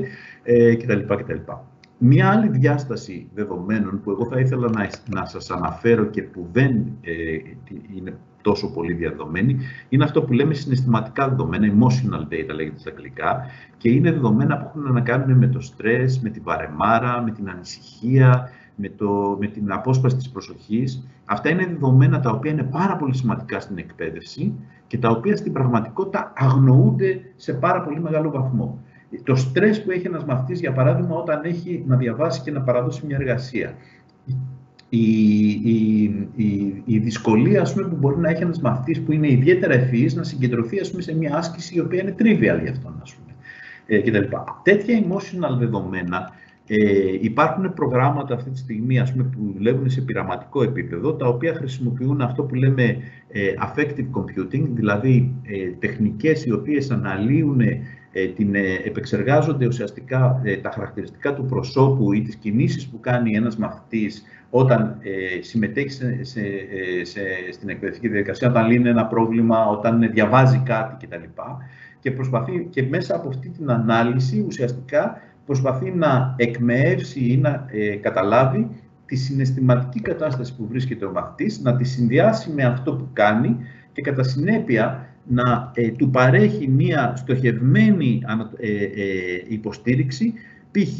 όταν δυσκολεύεται να λύσει ένα πρόβλημα και χρειάζεται κάποια επιπλέον υποστήριξη. Εκεί λένε οι θεωρίες, ότι τους περισσότερους μαθητές, στο STEM, στην εκπαίδευση που έχει να κάνει με φυσική, μαθηματικά κτλ.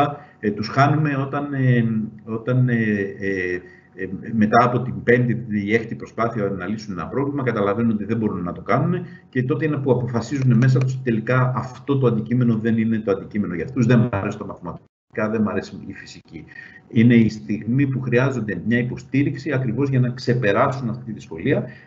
Τις περισσότερες φορές είναι μόνοι τους, γιατί αυτή η δραστηριότητα δεν γίνεται μέσα στη σχολική τάξη, αλλά γίνεται όταν είναι οι μαθητές μόνοι τους στο σπίτι, και είναι ακριβώς η στιγμή που χρειάζονται μια υποστήριξη. Αυτή την υποστήριξη δεν τους την παρέχουμε και έτσι ουσιαστικά εγκαταλείπουν κατά κάποιο τρόπο, ας πούμε, την προσπάθεια. Υπάρχουν τρεις κατηγορίες εκπαιδευτικών τεχνολογιών που κάνουν αναλυτική των εκπαιδευτικών δεδομένων. Οι κατηγορίες είναι οι εξής. Είναι η περιγραφική αναλυτική, τα descriptive analytics, τα οποία μας λένε τι έχει γίνει ήδη στο παρελθόν. Αυτές είναι ουσιαστικά τεχνικές οι οποίες παίρνουν όλα τα παλιά δεδομένα και με βάση την ανάλυση τους ουσιαστικά μπορούν να σου πούνε, ας πούμε, τι έγινε στο παρελθόν. Δηλαδή, ο συγκεκριμένος μαθητής, επειδή δεν έχει μπει στο εργαλείο, δεν έχει κατεβάσει το υλικό, δεν έχει μελετήσει, δεν έχει παραδώσει τις εργασίες κτλ. Μπορεί να σου δείξει, ας πούμε, να σου δείξουν ότι αυτός ο μαθητής δεν ήταν επιμελής, δεν έχει κάνει αυτό, δεν έχει κάνει εκείνο, δεν έχει κάνει το άλλο. Αυτή στην πραγματικότητα είναι analytics, ας πούμε, τα οποία αναφέρονται στην ανάλυση του τι έχει γίνει στο παρελθόν. Λέγονται descriptive analytics και είναι σχετικά εύκολο και πολύ απλό με βάση τα past data να δημιουργήσουμε το προφίλ ενός μαθητή. Αυτό όμως δεν μας ενδιαφέρει τόσο πολύ. Εμάς μας ενδιαφέρει να κρίνουμε μόνο το τι έχει γίνει μέχρι τώρα. Μας ενδιαφέρει να μπορούμε να κάνουμε μια πρόβλεψη τι θα γίνει στο μέλλον. Και γιατί μας ενδιαφέρει να μπορούμε να κάνουμε μια πρόβλεψη? Μας ενδιαφέρει γιατί στην πραγματικότητα θα θέλαμε να δούμε τις ενέργειες που κάνει ένας μαθητής σήμερα, για το πόσο επιμελής είναι, για το πόσο χρόνο αφιέρωσε στο μάθημα, πόσο χρόνο έβαλε για να λύσει μια άσκηση, οτιδήποτε δεδομένα μπορούμε να συλλέξουμε, να το συνδυάσουμε με τα past data των descriptive analytics και να μπορούμε να προβλέψουμε ότι αυτός ο μαθητής με το ρυθμό που έχει ή με τον τρόπο με τον οποίο ουσιαστικά μελετάει ή με τον τρόπο με τον οποίο ουσιαστικά συνεργάζεται, στο τέλος έχει ποσοστό πιθανής αποτυχίας π.χ. πάνω από 50%. Οπότε να εντοπίσουμε τους μαθητές που βρίσκονται π.χ. ας πούμε, σε κρίση ή σε δυσκολία, για να μπορέσουμε να τους παρέχουμε κάποια επιπλέον υποστήριξη. Αυτά είναι τα predictive analytics, ένα κομμάτι δηλαδή που μας πηγαίνει πέρα από την περιγραφή του τι έγινε στο παρελθόν, στο τι μπορεί να συμβεί στο μέλλον, εάν συνεχίσουμε να λειτουργούμε με βάση, ας πούμε, ουσιαστικά τα συγκεκριμένα past data, ώστε να μπορούμε να παρέμβουμε. Η δε παρέμβαση είναι η τελευταία κατηγορία analytics, που είναι τα prescriptive analytics, δηλαδή τα analytics τα οποία η αναλυτική που μας επιτρέπει που μας κάνει προτάσεις για το τι να κάνουμε. Είναι η αναλυτική δηλαδή που αναλύει όλα αυτά τα δεδομένα, αναγνωρίζει πού πηγαίνει το πράγμα με ένα συγκεκριμένο μαθητή ή με μια ομάδα μαθητών και μας προτείνει συγκεκριμένες δράσεις στον εκπαιδευτικό μας σχεδιασμό, στις δραστηριότητες που κάνουμε, προκειμένου να βελτιώσουμε το αποτέλεσμα. Θα ήθελα να σας πω εδώ ότι στην Αυστραλία την έρευνα... Στην Αυστραλία, επειδή είναι ένας φίλος που βιάζεται και μπορεί να έχει κάτι να κάνει ο άνθρωπος και να μην τον αδικήσουμε. Ρωτάει πόσο εύκολο να κάνουμε ωριαία αξιολόγηση τετραμήνου μέσω WebEx ή Class. Νομίζω ότι μέσω του e-class δεν νομίζω ότι είναι καθόλου δύσκολο. Ας πούμε, ουσιαστικά συλλέγουμε αρκετά δεδομένα που θα μπορούσαμε να κάνουμε αξιολόγηση των επιδόσεων των μαθητών. Αν έχουμε βέβαια το χρόνο, ας πούμε, να φτιάξουμε κατάλληλες εκπαιδευτικές δραστηριότητες που μας επιτρέπουν να συλλέγουμε τέτοια δεδομένα και να μπορούμε να αξιολογήσουμε, ας πούμε, τελικά τις επιδόσεις των μαθητών. Ας πούμε. Ένα θέμα, ας πούμε, είναι όταν η αξιολόγησή μας γίνεται αποκλειστικά από εξετάσεις, ας πούμε, που γίνονται, ας πούμε, κατά κάποιο τρόπο και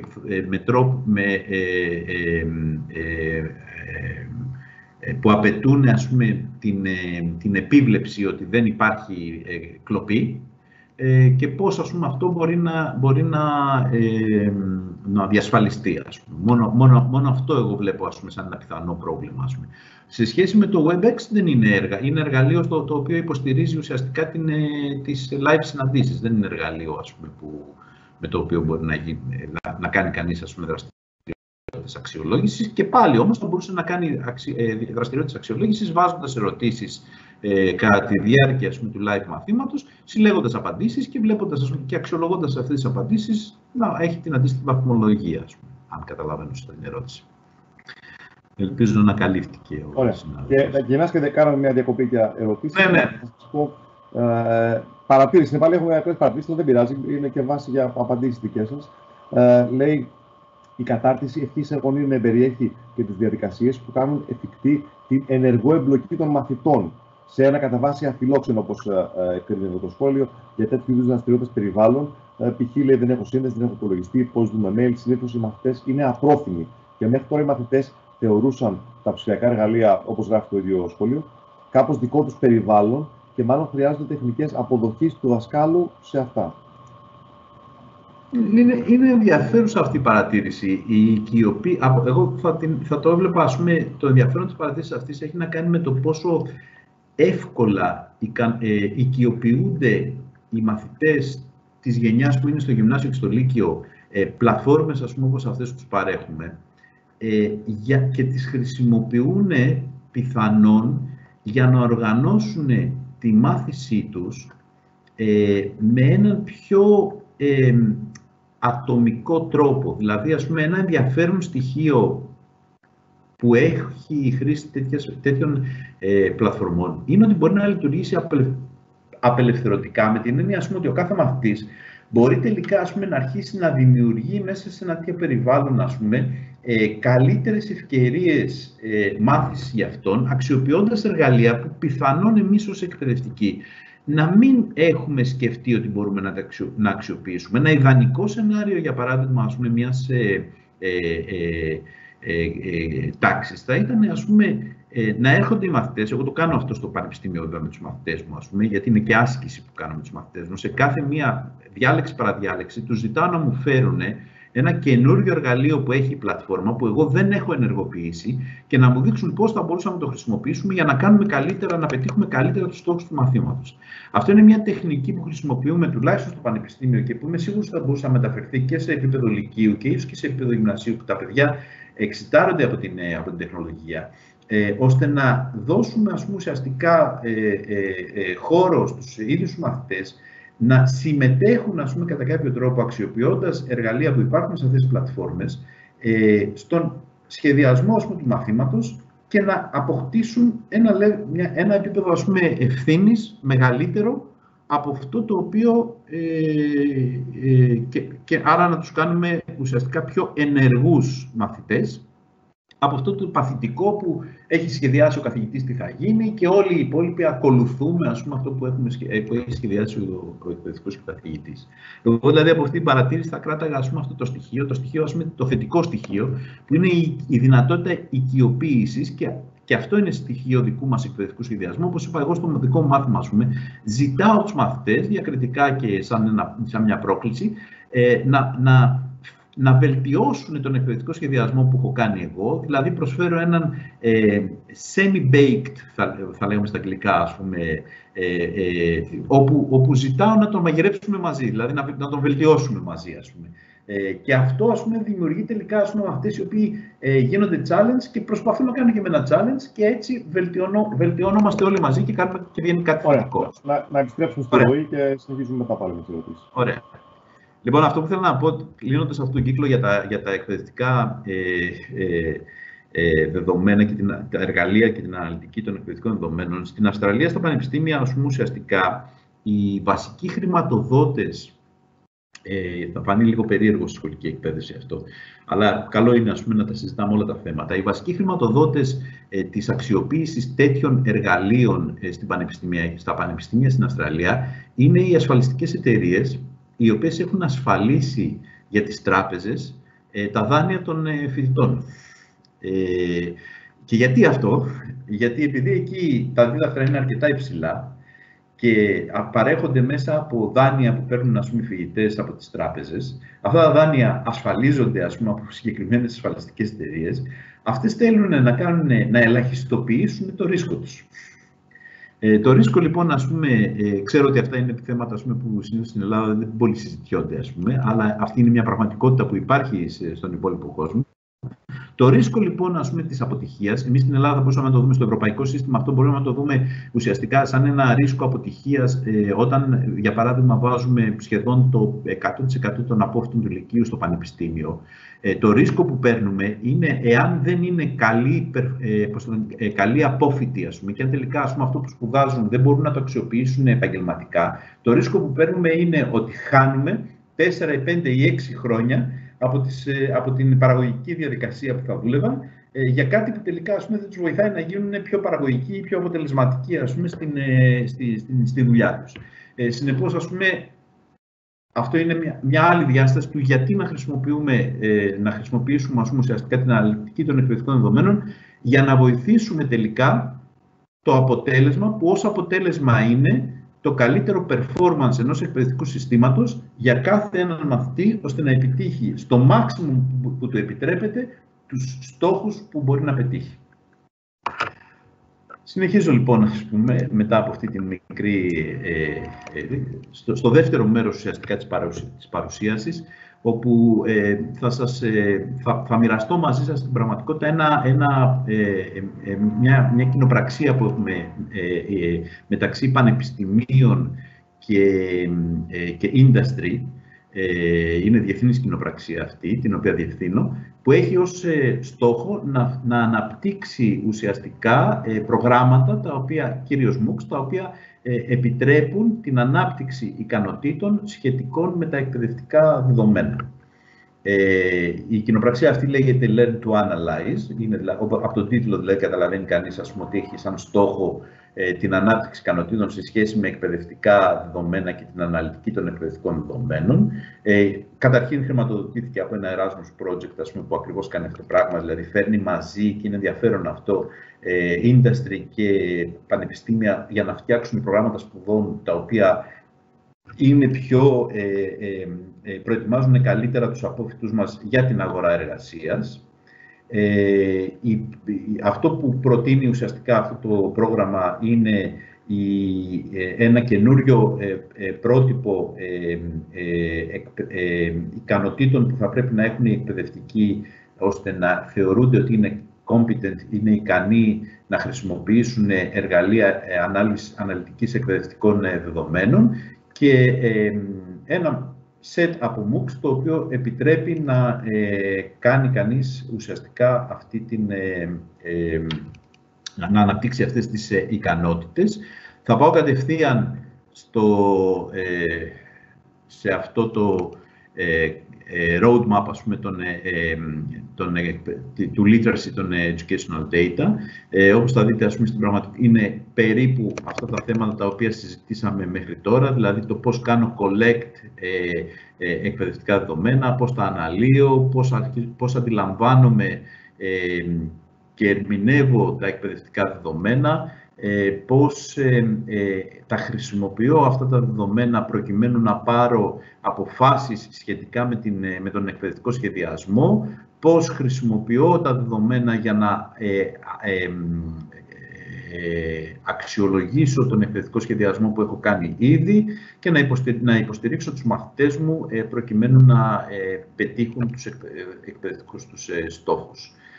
Αυτό είναι ένα πρότυπο που έχουμε αναπτύξει και το οποίο αυτή τη στιγμή υιοθετείται από αντίστοιχες ομάδες στο εξωτερικό, κυρίως στην Αμερική και στον Καναδά, αλλά και στην Ευρώπη το συζητάμε, που αφορά ουσιαστικά, ας πούμε, το set ικανοτήτων που χρειάζεται να έχει κανείς για να είναι data literal ως εκπαιδευτικός. Δεν θέλω να πάω σε λεπτομέρειες. Εδώ υπάρχει η πρόσβαση, ας πούμε, ουσιαστικά σε ένα MOOC που αναπτύξαμε, το οποίο το τρέξαμε πέρυσι και τώρα θα τρέξει από τον Ιανουάριο, είναι ένα ευρωπαϊκό MOOC, είναι στα αγγλικά, κρατάει 8 εβδομάδες, χρειάζεται περίπου 70 ώρες για να ολοκληρωθεί. Στο πρώτο run είχε περίπου 2.000 enrollments, που βλέπετε και τη διάσταση σε σχέση με τις 4.500 που έχει το ελληνικό, από 80 διαφορετικές χώρες, αλλά ήταν specialized, ας πούμε, στο θέμα του Learn to Analyze Educational Data και Improve το Blended και Online Teaching. Το audience είναι και school teachers, αλλά και μαθητές πανεπιστημίων που είναι σε παιδαγωγικά τμήματα. Έχει δύο διαστάσεις, αυτό είναι ίσως λίγο ενδιαφέρον να σας το δείξω. Έχει δύο διαστάσεις. Η μία διάσταση είναι η θεωρία σχετικά με θέματα που έχουν να κάνουν με educational data, συμπεριλαμβανομένου και των θεμάτων ethics και privacy. Όπως θα δείτε, αν γυρίσω πίσω, μία από τις διαστάσεις του competence profile είναι τα data ethics και είναι μια πάρα πολύ σημαντική διάσταση. Αυτό έρχεται να απαντήσει και στην ερώτηση του συναδέλφου πριν. Σε σχέση με τα data ethics μας ενδιαφέρει το να ξέρει και να καταλαβαίνει κανείς και να είναι ικανός να μπορεί να χρησιμοποιήσει αυτό που στα αγγλικά λέγεται informed consent, δηλαδή ας πούμε την αποδοχή από τον κάθε έναν χρήστη να χρησιμοποιηθούν τα δεδομένα του, να κάνει protect το privacy, το confidentiality, το integrity των δεδομένων και την ασφάλεια ουσιαστικά όλων αυτών των δεδομένων. Από τα βασικά προβλήματα που έχουν τα σχολεία όταν χρησιμοποιούν τέτοιες τεχνολογίες είναι πώς θα προστατεύσουν ουσιαστικά την πρόσβαση στα δεδομένα που δημιουργούνται. Γι' αυτό και τις περισσότερες φορές χρησιμοποιούνται συστήματα τα οποία είναι κεντρικά σχεδιασμένα και όχι στο κάθε ένα σχολείο ξεχωριστά, ας πούμε, όπως γίνεται και είναι και σωστή πρακτική, ας πούμε, στην Ελλάδα και το Ελληνικό Υπουργείο Παιδείας. Τώρα, η διάσταση, λοιπόν, από τη μια πλευρά υπάρχει θεωρία και από την άλλη πλευρά υπάρχουν ένα set ουσιαστικά modules, τα οποία ενότητες, διδακτικές ενότητες, που παρέχονται από εταιρείες. Για παράδειγμα, από τη Moodle συγκεκριμένα, ας πούμε, που είναι μια εταιρεία, ας πούμε, την οποία ένας ιδιωτικός οργανισμός, τον οποίο γνωρίζετε, μη κερδοσκοπικός βέβαια, και άρα αυτό το συγκεκριμένο MOOC έχει από τη μια πλευρά 3 εβδομάδες όπου υπάρχει εισαγωγή στα εκπαιδευτικά δεδομένα για Learning Analytics, Teaching Analytics κτλ. Για όσους ενδιαφέρονται, ας πούμε, για αυτό το αντικείμενο.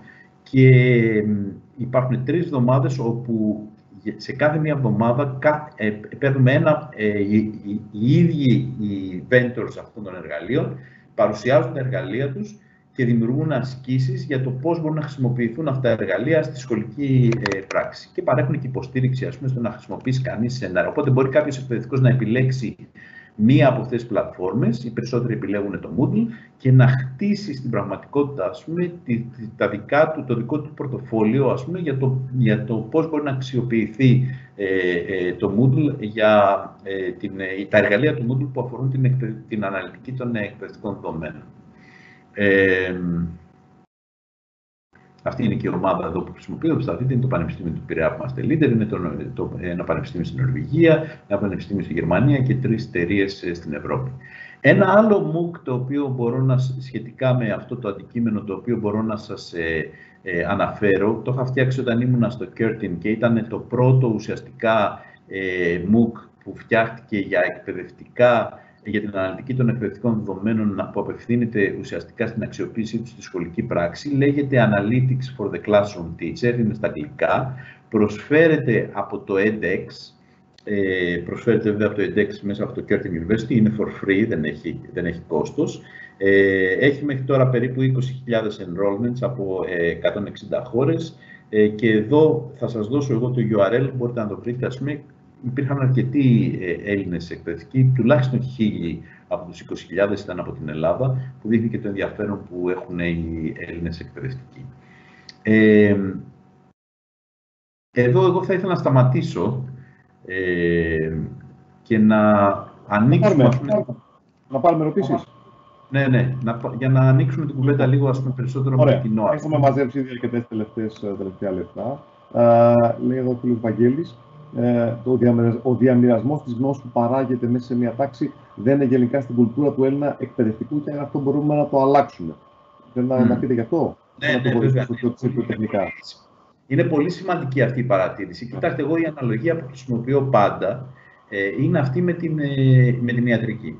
Δηλαδή, εάν ένας γιατρός ή ένα νοσοκομείο δεν μοιραστεί της γνώση που δημιουργείται από τη διάγνωση που κάνει, από το αποτέλεσμα της θεραπείας, για παράδειγμα, ενός ασθενούς, Με την υπόλοιπη κοινότητα δεν θα είχαμε τη ραγδαία εξέλιξη που υπάρχει αυτή τη στιγμή, ας πούμε, στην διαμόρφωση καινούριων θεραπείων. Η ιατρική δηλαδή στηρίζεται ακριβώς στην συλλογή τέτοιων δεδομένων από τις διάφορες περιπτώσεις, έτσι, και όχι τόσο πολύ στην κατανόηση μέσα από τη βιολογία του πώς δουλεύει το ανθρώπινο σώμα, για παράδειγμα. Αντίστοιχα, λοιπόν, και η εκπαίδευση στηρίζεται περισσότερο στο να αξιοποιήσουμε τη γνώση που δημιουργείται μέσα από την επίδραση που έχει ο εκπαιδευτικός σχεδιασμός που κάνουμε μέσα στη σχολική τάξη και το αποτέλεσμα, ας πούμε, αυτού σε συγκεκριμένους μαθητές. Και η ανατροφοδότηση, ας πούμε, αυτή πίσω στο σύστημα, ας πούμε, μας επιτρέπει να έχουμε να μπορούμε να το αυτοβελτιώνουμε. Το αν είναι αυτό στην κουλτούρα ή όχι, έχει να κάνει με το πώς προωθείται, ας πούμε, ουσιαστικά σαν προτεραιότητα, αρχίζοντας από το πανεπιστημιακό επίπεδο, δηλαδή το πώς εκπαιδεύουμε τελικά τους ανθρώπους οι οποίοι θα υπηρετήσουν, ας πούμε, αυτό το επάγγελμα και αυτό το λειτουργήμα, ας πούμε, στη τελευταία ανάλυση. Συνεπώς, είναι πολύ σημαντικό ότι αυτή τη στιγμή το Υπουργείο Παιδείας, τα τελευταία χρόνια το Υπουργείο Παιδείας έχει, ας πούμε, αναπτύξει εργαλεία όπως είναι, για παράδειγμα, το Φωτόδεντρο, Έσωπος, η Ιφηγένεια, διάφορες πλατφόρμες, οι συνάδελφοι που παραγωγούν το τις ξέρουν, στις οποίες, ας πούμε, δειλά-δειλά αρχίζουν να υπάρχουν τα εργαλεία για να μπορεί κανείς, ας πούμε, να διαμοιραστεί τα σενάρια του, να χτιστούν κοινότητες, ας πούμε, που τα συζητάνε κτλ. Αυτό, ειδικά για τη δημόσια εκπαίδευση, είναι ο βασικός της πλούτος στην πραγματικότητα. Και νομίζω ότι αυτή η κουλτούρα, ας πούμε, σιγά-σιγά χτίζεται, ας πούμε. Υπήρχε και παλιότερα, κατά τη γνώμη μου, σε επίπεδο, αν θέλετε, προφορικό και συναδελφικό μεταξύ φίλων. Αυτό που πρέπει να γίνει είναι να είναι πιο συστηματική. Γιατί τελικά αυτό που γίνεται μέσα σε μια σχολική τάξη ανήκει σε όλους. Και όχι μόνο, ας πούμε, σε αυτούς που συμμετέχουν στην εκπαιδευτική διαδικασία στην τάξη. Συγγνώμη, θα το πατήσω το μείωμα. Πολύ ωραία, λοιπόν. Επόμενο. Οι analytics μετρήσεις σε ποια χρονική βάση θα μπορούσαν να θεωρηθούν αξιόπιστα ως αποτελέσματα, ώστε να ξέρει κάποιος αν υπάρχει βελτίωση ή αν χρειάζεται να γίνει κάποια βελτίωση σε αποδόσεις του μαθητών, αλλά και γενικότερα. Τι θα είναι εξάμηνη, μηνιαία, τρίμηνη? Ναι, είναι εξαιρετική ερώτηση αυτή. Είναι πολύ σωστό ότι δεν μπορούμε να βγάλουμε συμπεράσματα από την μέρα παραμέρα.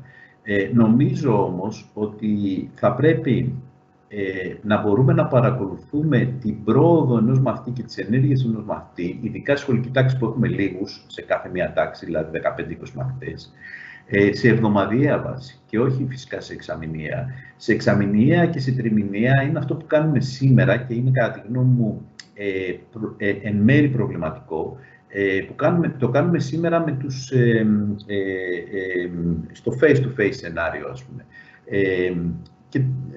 Δηλαδή, φτάνει το τρίμηνο για να καταλάβουμε, ας πούμε, ότι τελικά αυτός ο μαθητής αντιμετωπίζει, ας πούμε, δυσκολίες. Είναι πολύ σημαντικό να μπορούμε να το κάνουμε σε εβδομαδιαία βάση ή σε 15ημερη βάση, γιατί αν δεν παρεύουμε νωρίς και περιμένουμε στο εξάμηνο, στο τρίμηνο ή ακόμα και στο μήνα, τότε πιθανόν, ας πούμε, να είναι πάρα πολύ αργά. Και είναι λογικό, γιατί για σκεφτείτε ένα μαθητή ο οποίος αντιμετωπίζει δυσκολίες με τους στόχους κάποιου μαθήματος ή με το περιεχόμενο κάποιου μαθήματος, μέσα σε ένα μήνα πόσο κενό έχει δημιουργήσει σε αυτές τις δυσκολίες. Πόσο δηλαδή έχουν μεγιστοποιηθεί οι δυσκολίες. Κατά τη γνώμη μου, η εβδομάδα ή στη χειρότερη περίπτωση το 15ημερο είναι το ελάχιστο που θα πρέπει το maximum που θα μπορούσαμε να πάμε. Συγγνώμη να πατήσω πάλι το unmute. Λοιπόν, αν θα ήταν, λέει, καλύτερο να λογιστούν με ανάλογο βίντεο χρήσης για μαθητές. Συγγνώμη, αν θα ήταν. Θα ήταν καλύτερο να υπάρχει ένα βίντεο χρήσης για μαθητές. Καταλαβαίνω κάποιο βίντεο χρήσης, δεν ξέρω αν εννοεί σεμινάριο ή κάποιο βίντεο. Ναι. Μαθητές. Ναι.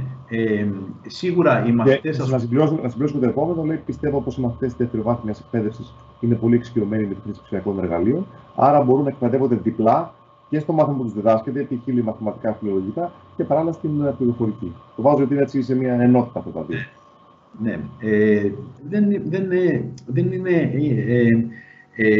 Είναι ωραία αυτή η παρατήρηση. Από την πλευρά του την εξής.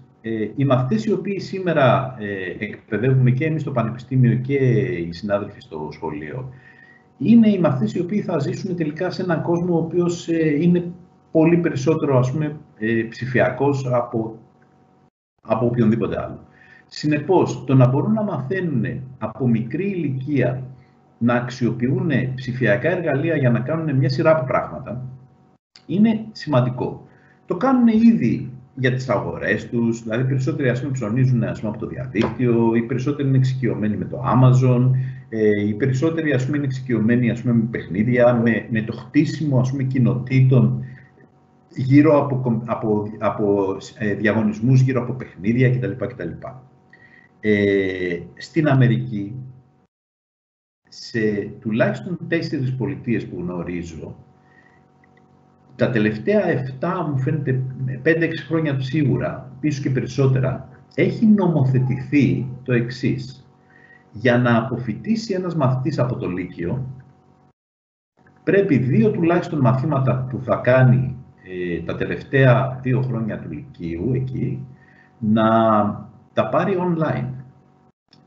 Στην Καλιφόρνια ισχύει αυτό και δεν θυμάμαι και σε ποιες άλλες πολιτείες.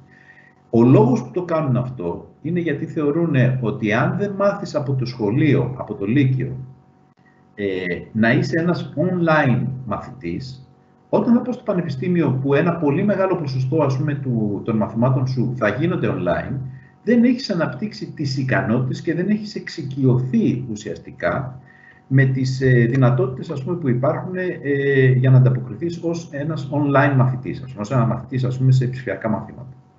Σκεφτείτε λοιπόν ότι σε μια τέτοια χώρα όπου η ποιότητα της εκπαίδευσης ας πούμε, προφανώς είναι πολύ υψηλή, δεν έχουν διστάσει να νομοθετήσουν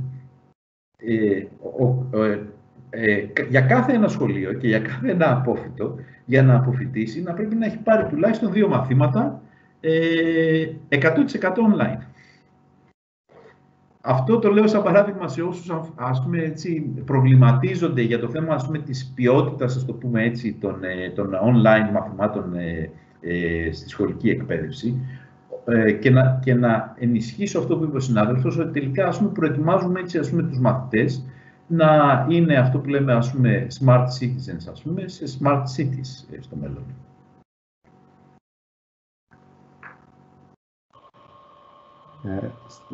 Λοιπόν, αν ταυτίζεται η αξιολόγηση, εγώ προχωράω μέσα στην επόμενη ερώτηση. Ναι. Αν ταυτίζεται η αξιολόγηση μαθητών με τους προσδιοριστές υψηλό, μεσαίο και χαμηλό επίπεδο σε συνδυασμό με την 20η κλίμακα. Νομίζω ότι θα πρέπει να ξεφύγουμε λίγο από την παραδοσιακή μορφή αξιολόγησης που ξέρουμε, ας πούμε, δηλαδή με τα grades κτλ. Και να προσπαθήσουμε να κάνουμε, δηλαδή, είναι ωραία αυτή η ερώτηση, θα μπορούσα να απαντήσω ως εξής. Αυτό που μας ενδιαφέρει και που το ανέφερα ας πούμε, και στην αρχή όταν μίλησα για εξατομίκευση των επιδόσεων ας πούμε, ουσιαστικά των μαθητών και το προφίλ που έχουν ως graduate, αυτό που μας ενδιαφέρει περισσότερο είναι να μπορούμε να αξιολογούμε την επίδοση ενός μαθητή σε πολλούς εκπαιδευτικούς στόχους και όχι ας πούμε, απλώς μια βαθμολογία 20, 15 κτλ. Που δεν λέει και τίποτα τελικά. Όταν δηλαδή κάποιος μαθητής έρθει και έχει στο μάθημα, ας πούμε, για παράδειγμα, μαθηματικά 18, εγώ θα ήθελα να κάνω, και έχουμε 3 μαθητές που έχουν 18 στο μάθημα μαθηματικά, ας το πούμε έτσι. Πιθανόν αυτό το 18 να μην σημαίνει το ίδιο σετ ικανοτήτων για κάθε έναν από τους 3 μαθητές.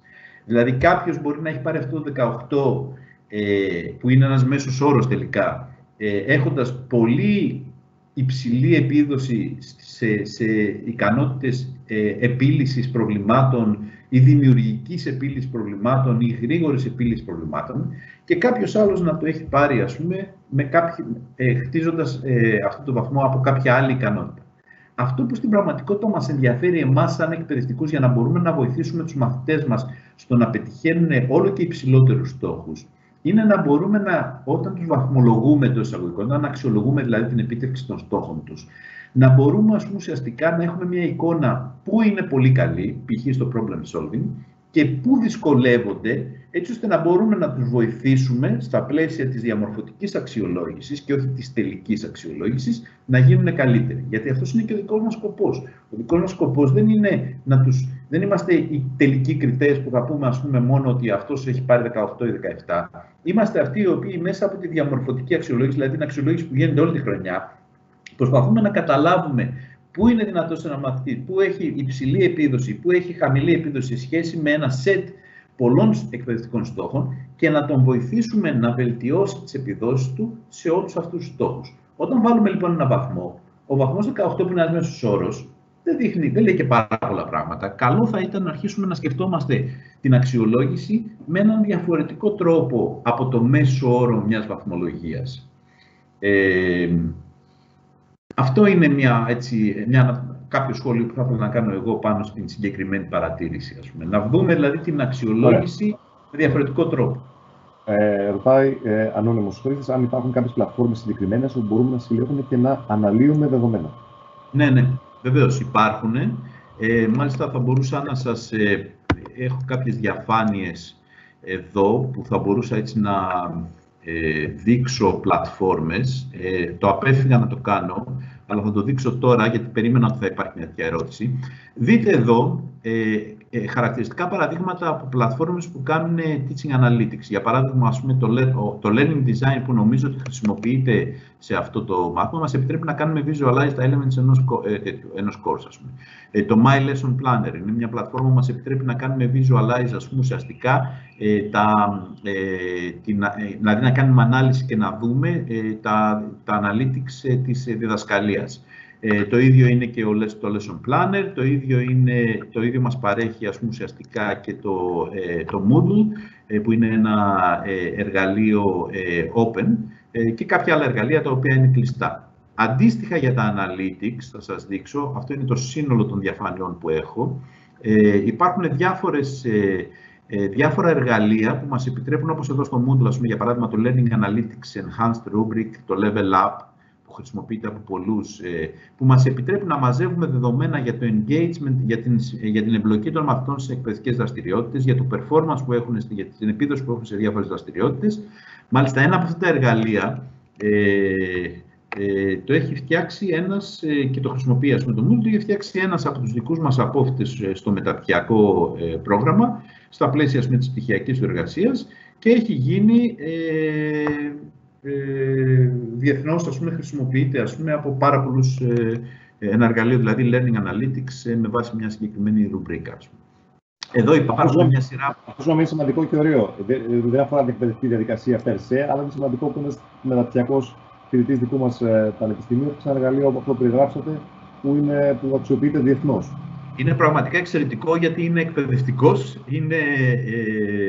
δουλεύει στο Υπουργείο Παιδείας, ας πούμε, έτσι, και είναι πραγματικά πολύ ενδιαφέρον γιατί, ξέρετε, δεν προβάλλεται τόσο πολύ η δουλειά που κάνουν εκπαιδευτικοί και το impact που έχει κυρίως, δηλαδή η επίδραση που έχει διεθνώς. Έτσι. Δηλαδή, μιλάμε τώρα για ένα εργαλείο που το έφτιαξε εκείνο στα πλαίσια της μεταπτυχιακής του εργασίας και το οποίο έχει χρησιμοποιηθεί, εγώ το είδα να το χρησιμοποιούν και στην Αυστραλία και στην Ινδία κτλ. Γιατί αυτά είναι open source εργαλεία που τα διαμοιράζεται το community και μπορεί να τα χρησιμοποιήσει, ας πούμε, ο καθένας σε όλο τον κόσμο. Ας πούμε, έτσι. Είναι και φτιαγμένα, ας πούμε, ουσιαστικά στα αγγλικά.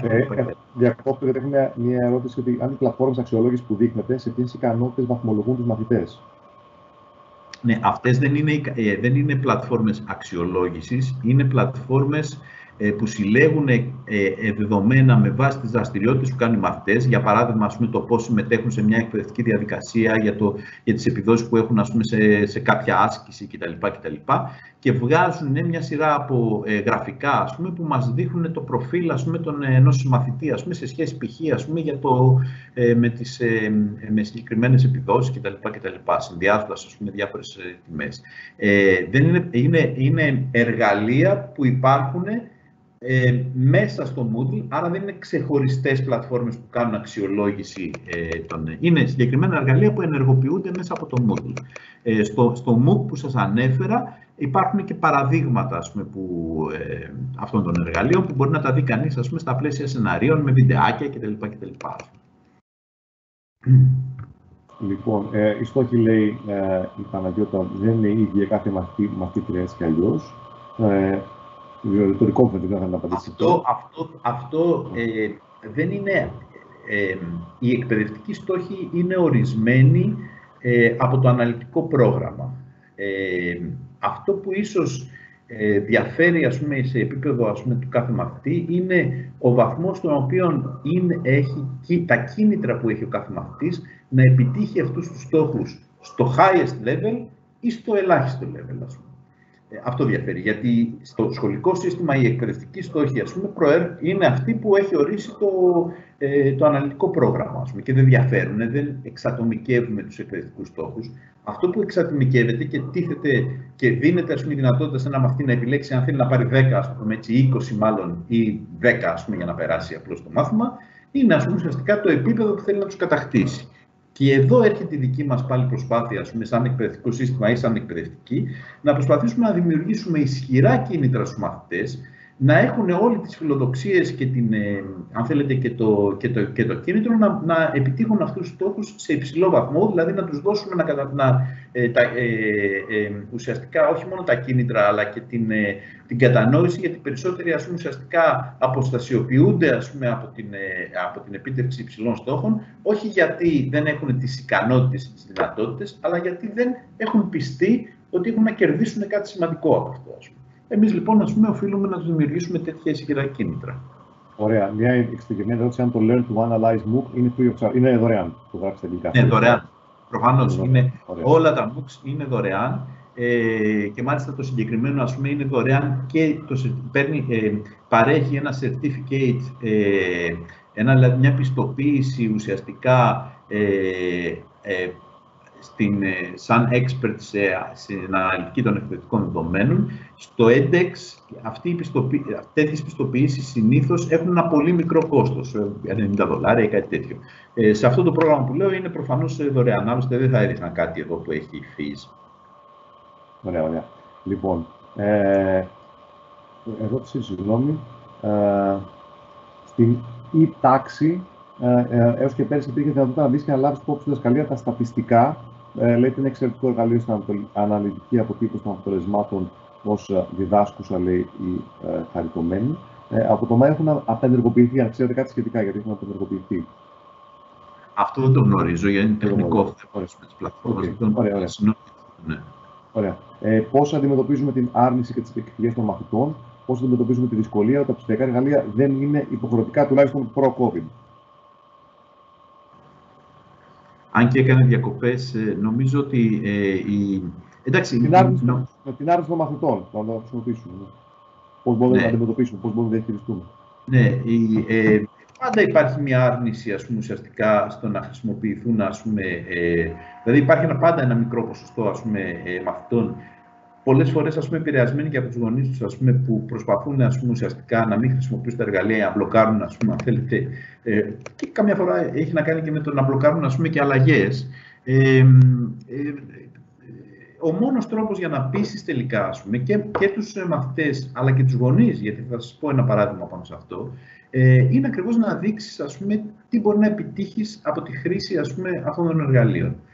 Αυτός είναι και δηλαδή θετικά, ας πούμε, λέγοντας, ας πούμε, και εξηγώντας με έναν πολύ απλό και κατανοητό τρόπο τι μπορεί να πετύχει. Εγώ, για παράδειγμα, θα σας πω, είναι μια προσωπική εμπειρία. Όταν τα παιδιά μου πήγαιναν σχολείο και πήγαιναν στις συναντήσεις των γονιών, απ' έξω πολλοί γονείς λέγανε ότι τι τις στέλνουν όλες αυτές οι καινοτομίες και όλα αυτά με τα εργαλεία κτλ.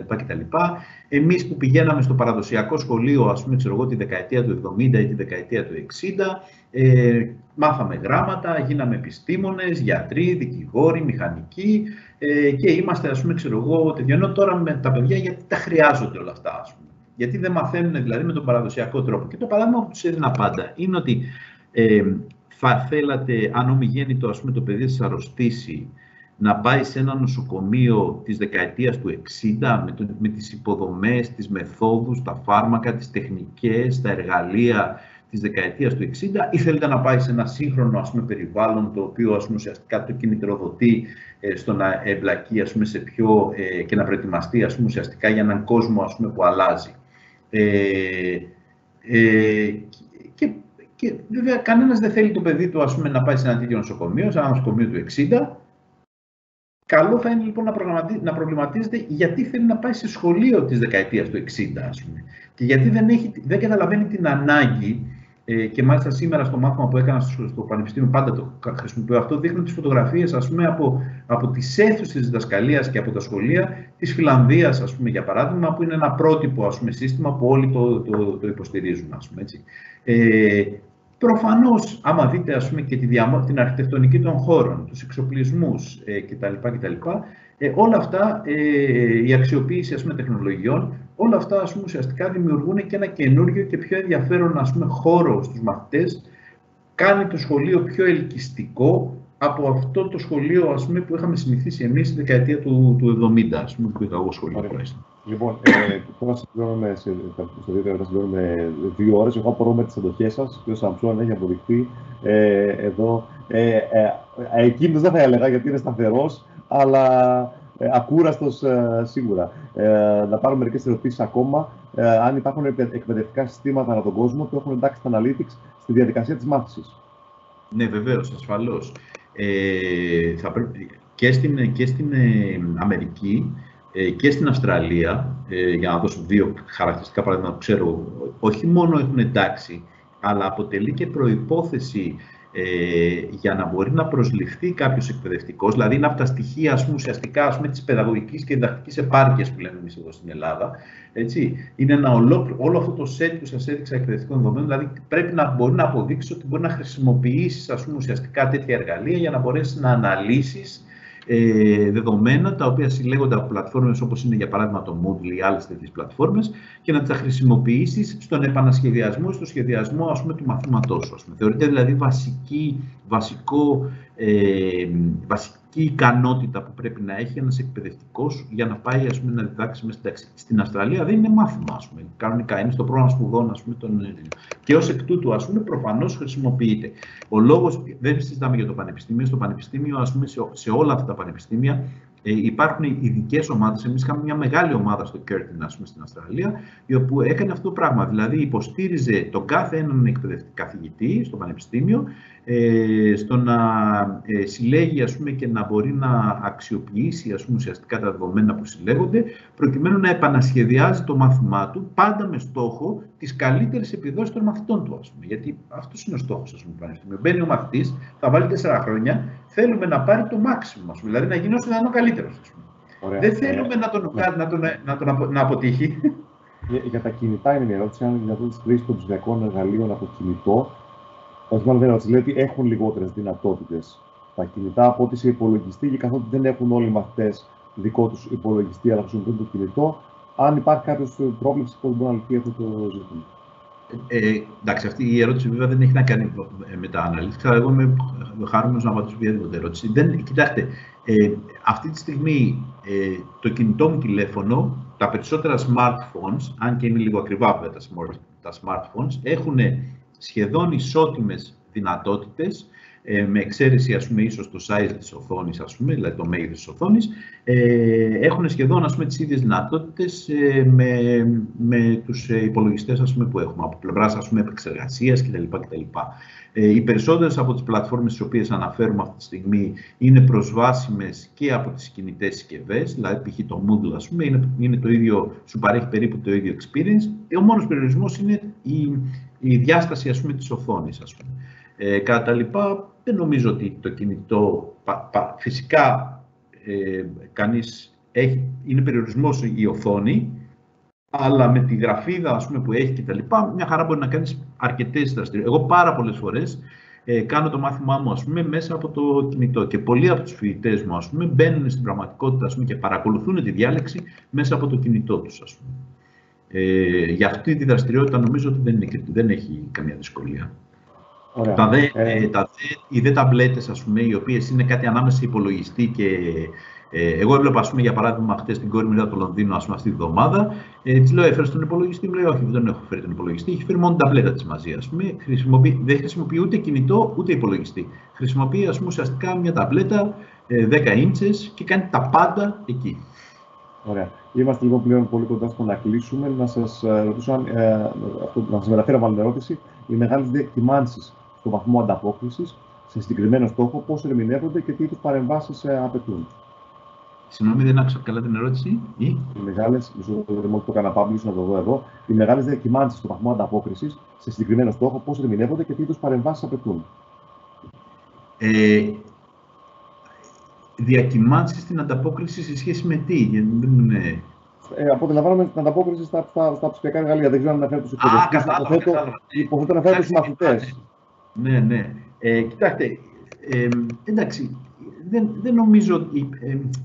δεν είμαι και τόσο σίγουρος ότι υπάρχουν τόσο πολύ μεγάλες διακυμάνσεις. Νομίζω, ας πούμε, ότι γενικά σε πολύ μεγάλο βαθμό είναι έτοιμοι οι μαθητές, ειδικά του λυκείου, ας πούμε, και του γυμνασίου, να αξιοποιήσουν και να χρησιμοποιήσουν τέτοια εργαλεία. Ένα μικρό ποσοστό θα πρέπει να είναι αυτό το οποίο πιθανόν, ίσως και λόγω δυσκολιών πρόσβασης ή δεν είναι εξοικειωμένοι, ας πούμε, και δεν μπορούν να ανταποκριθούν, ας πούμε, ουσιαστικά στη χρήση, ας πούμε, των εργαλείων. Σίγουρα όμως αυτό που πρέπει να κάνει κανείς είναι να δώσει μία περίοδο εξοικείωσης, όχι τόσο πολύ με τα εργαλεία αυτά καθεαυτά, αλλά με την εκπαιδευτική διαδικασία που έχει μεταφερθεί στο να γίνεται και να υποστηρίζεται από τέτοια εργαλεία.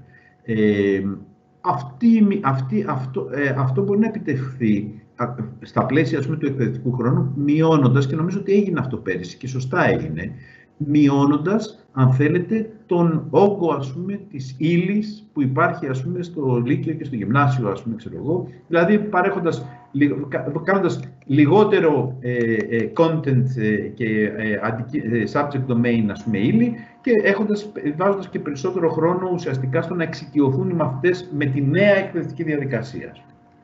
Κάτι το οποίο θα τους μείνει και για το μέλλον, βέβαια. Νομίζω ότι φτάσαμε στο τέλος, δεν βλέπω κάποια καινούργια ερώτηση, αν και απαντήσαμε σε σχεδόν 40 ερωτήσεις, μαζί με τα δικά στα slides και την παρουσίαση, το οποίο νομίζω είναι εξαιρετικά ενδιαφέροντα. Είμαι σίγουρος ότι και οι συμμετέχοντες θα συμφωνήσουν. Κάπου εδώ φτάνουμε στο τέλος του δεύτερου, λοιπόν, live event, του δεύτερου webinar. Αν θέλετε να κάνετε ένα καταληκτικό σχόλιο, εγώ απλά να σας ευχαριστήσω πολύ τον κύριο Σαμψόν και να ευχαριστήσω και το Υπουργείο Παιδείας και Θρησκευμάτων για την φιλοξενία που μας παρήχε για αυτό το live event. Σας ευχαριστώ πάρα πολύ και τους συμμετέχοντες και εσάς που οργανώσατε τέλεια τη συζήτηση, και θα δυσκολεύομαι να φανταστώ ότι δεν έχετε expertise. Ας πούμε, θα ψάξω το βιογραφικό, αν και το έχω δει ήδη, ας πούμε, να δω αν έχετε ένα κρυφό μεταπτυχιακό στα αντικείμενα, γιατί από την ερμηνεία των ερωτήσεων νομίζω ότι μάλλον έχετε ως μαθητής μόνο, expertise, ως μαθητής και μόνο, όχι ως εκπαιδευτικός.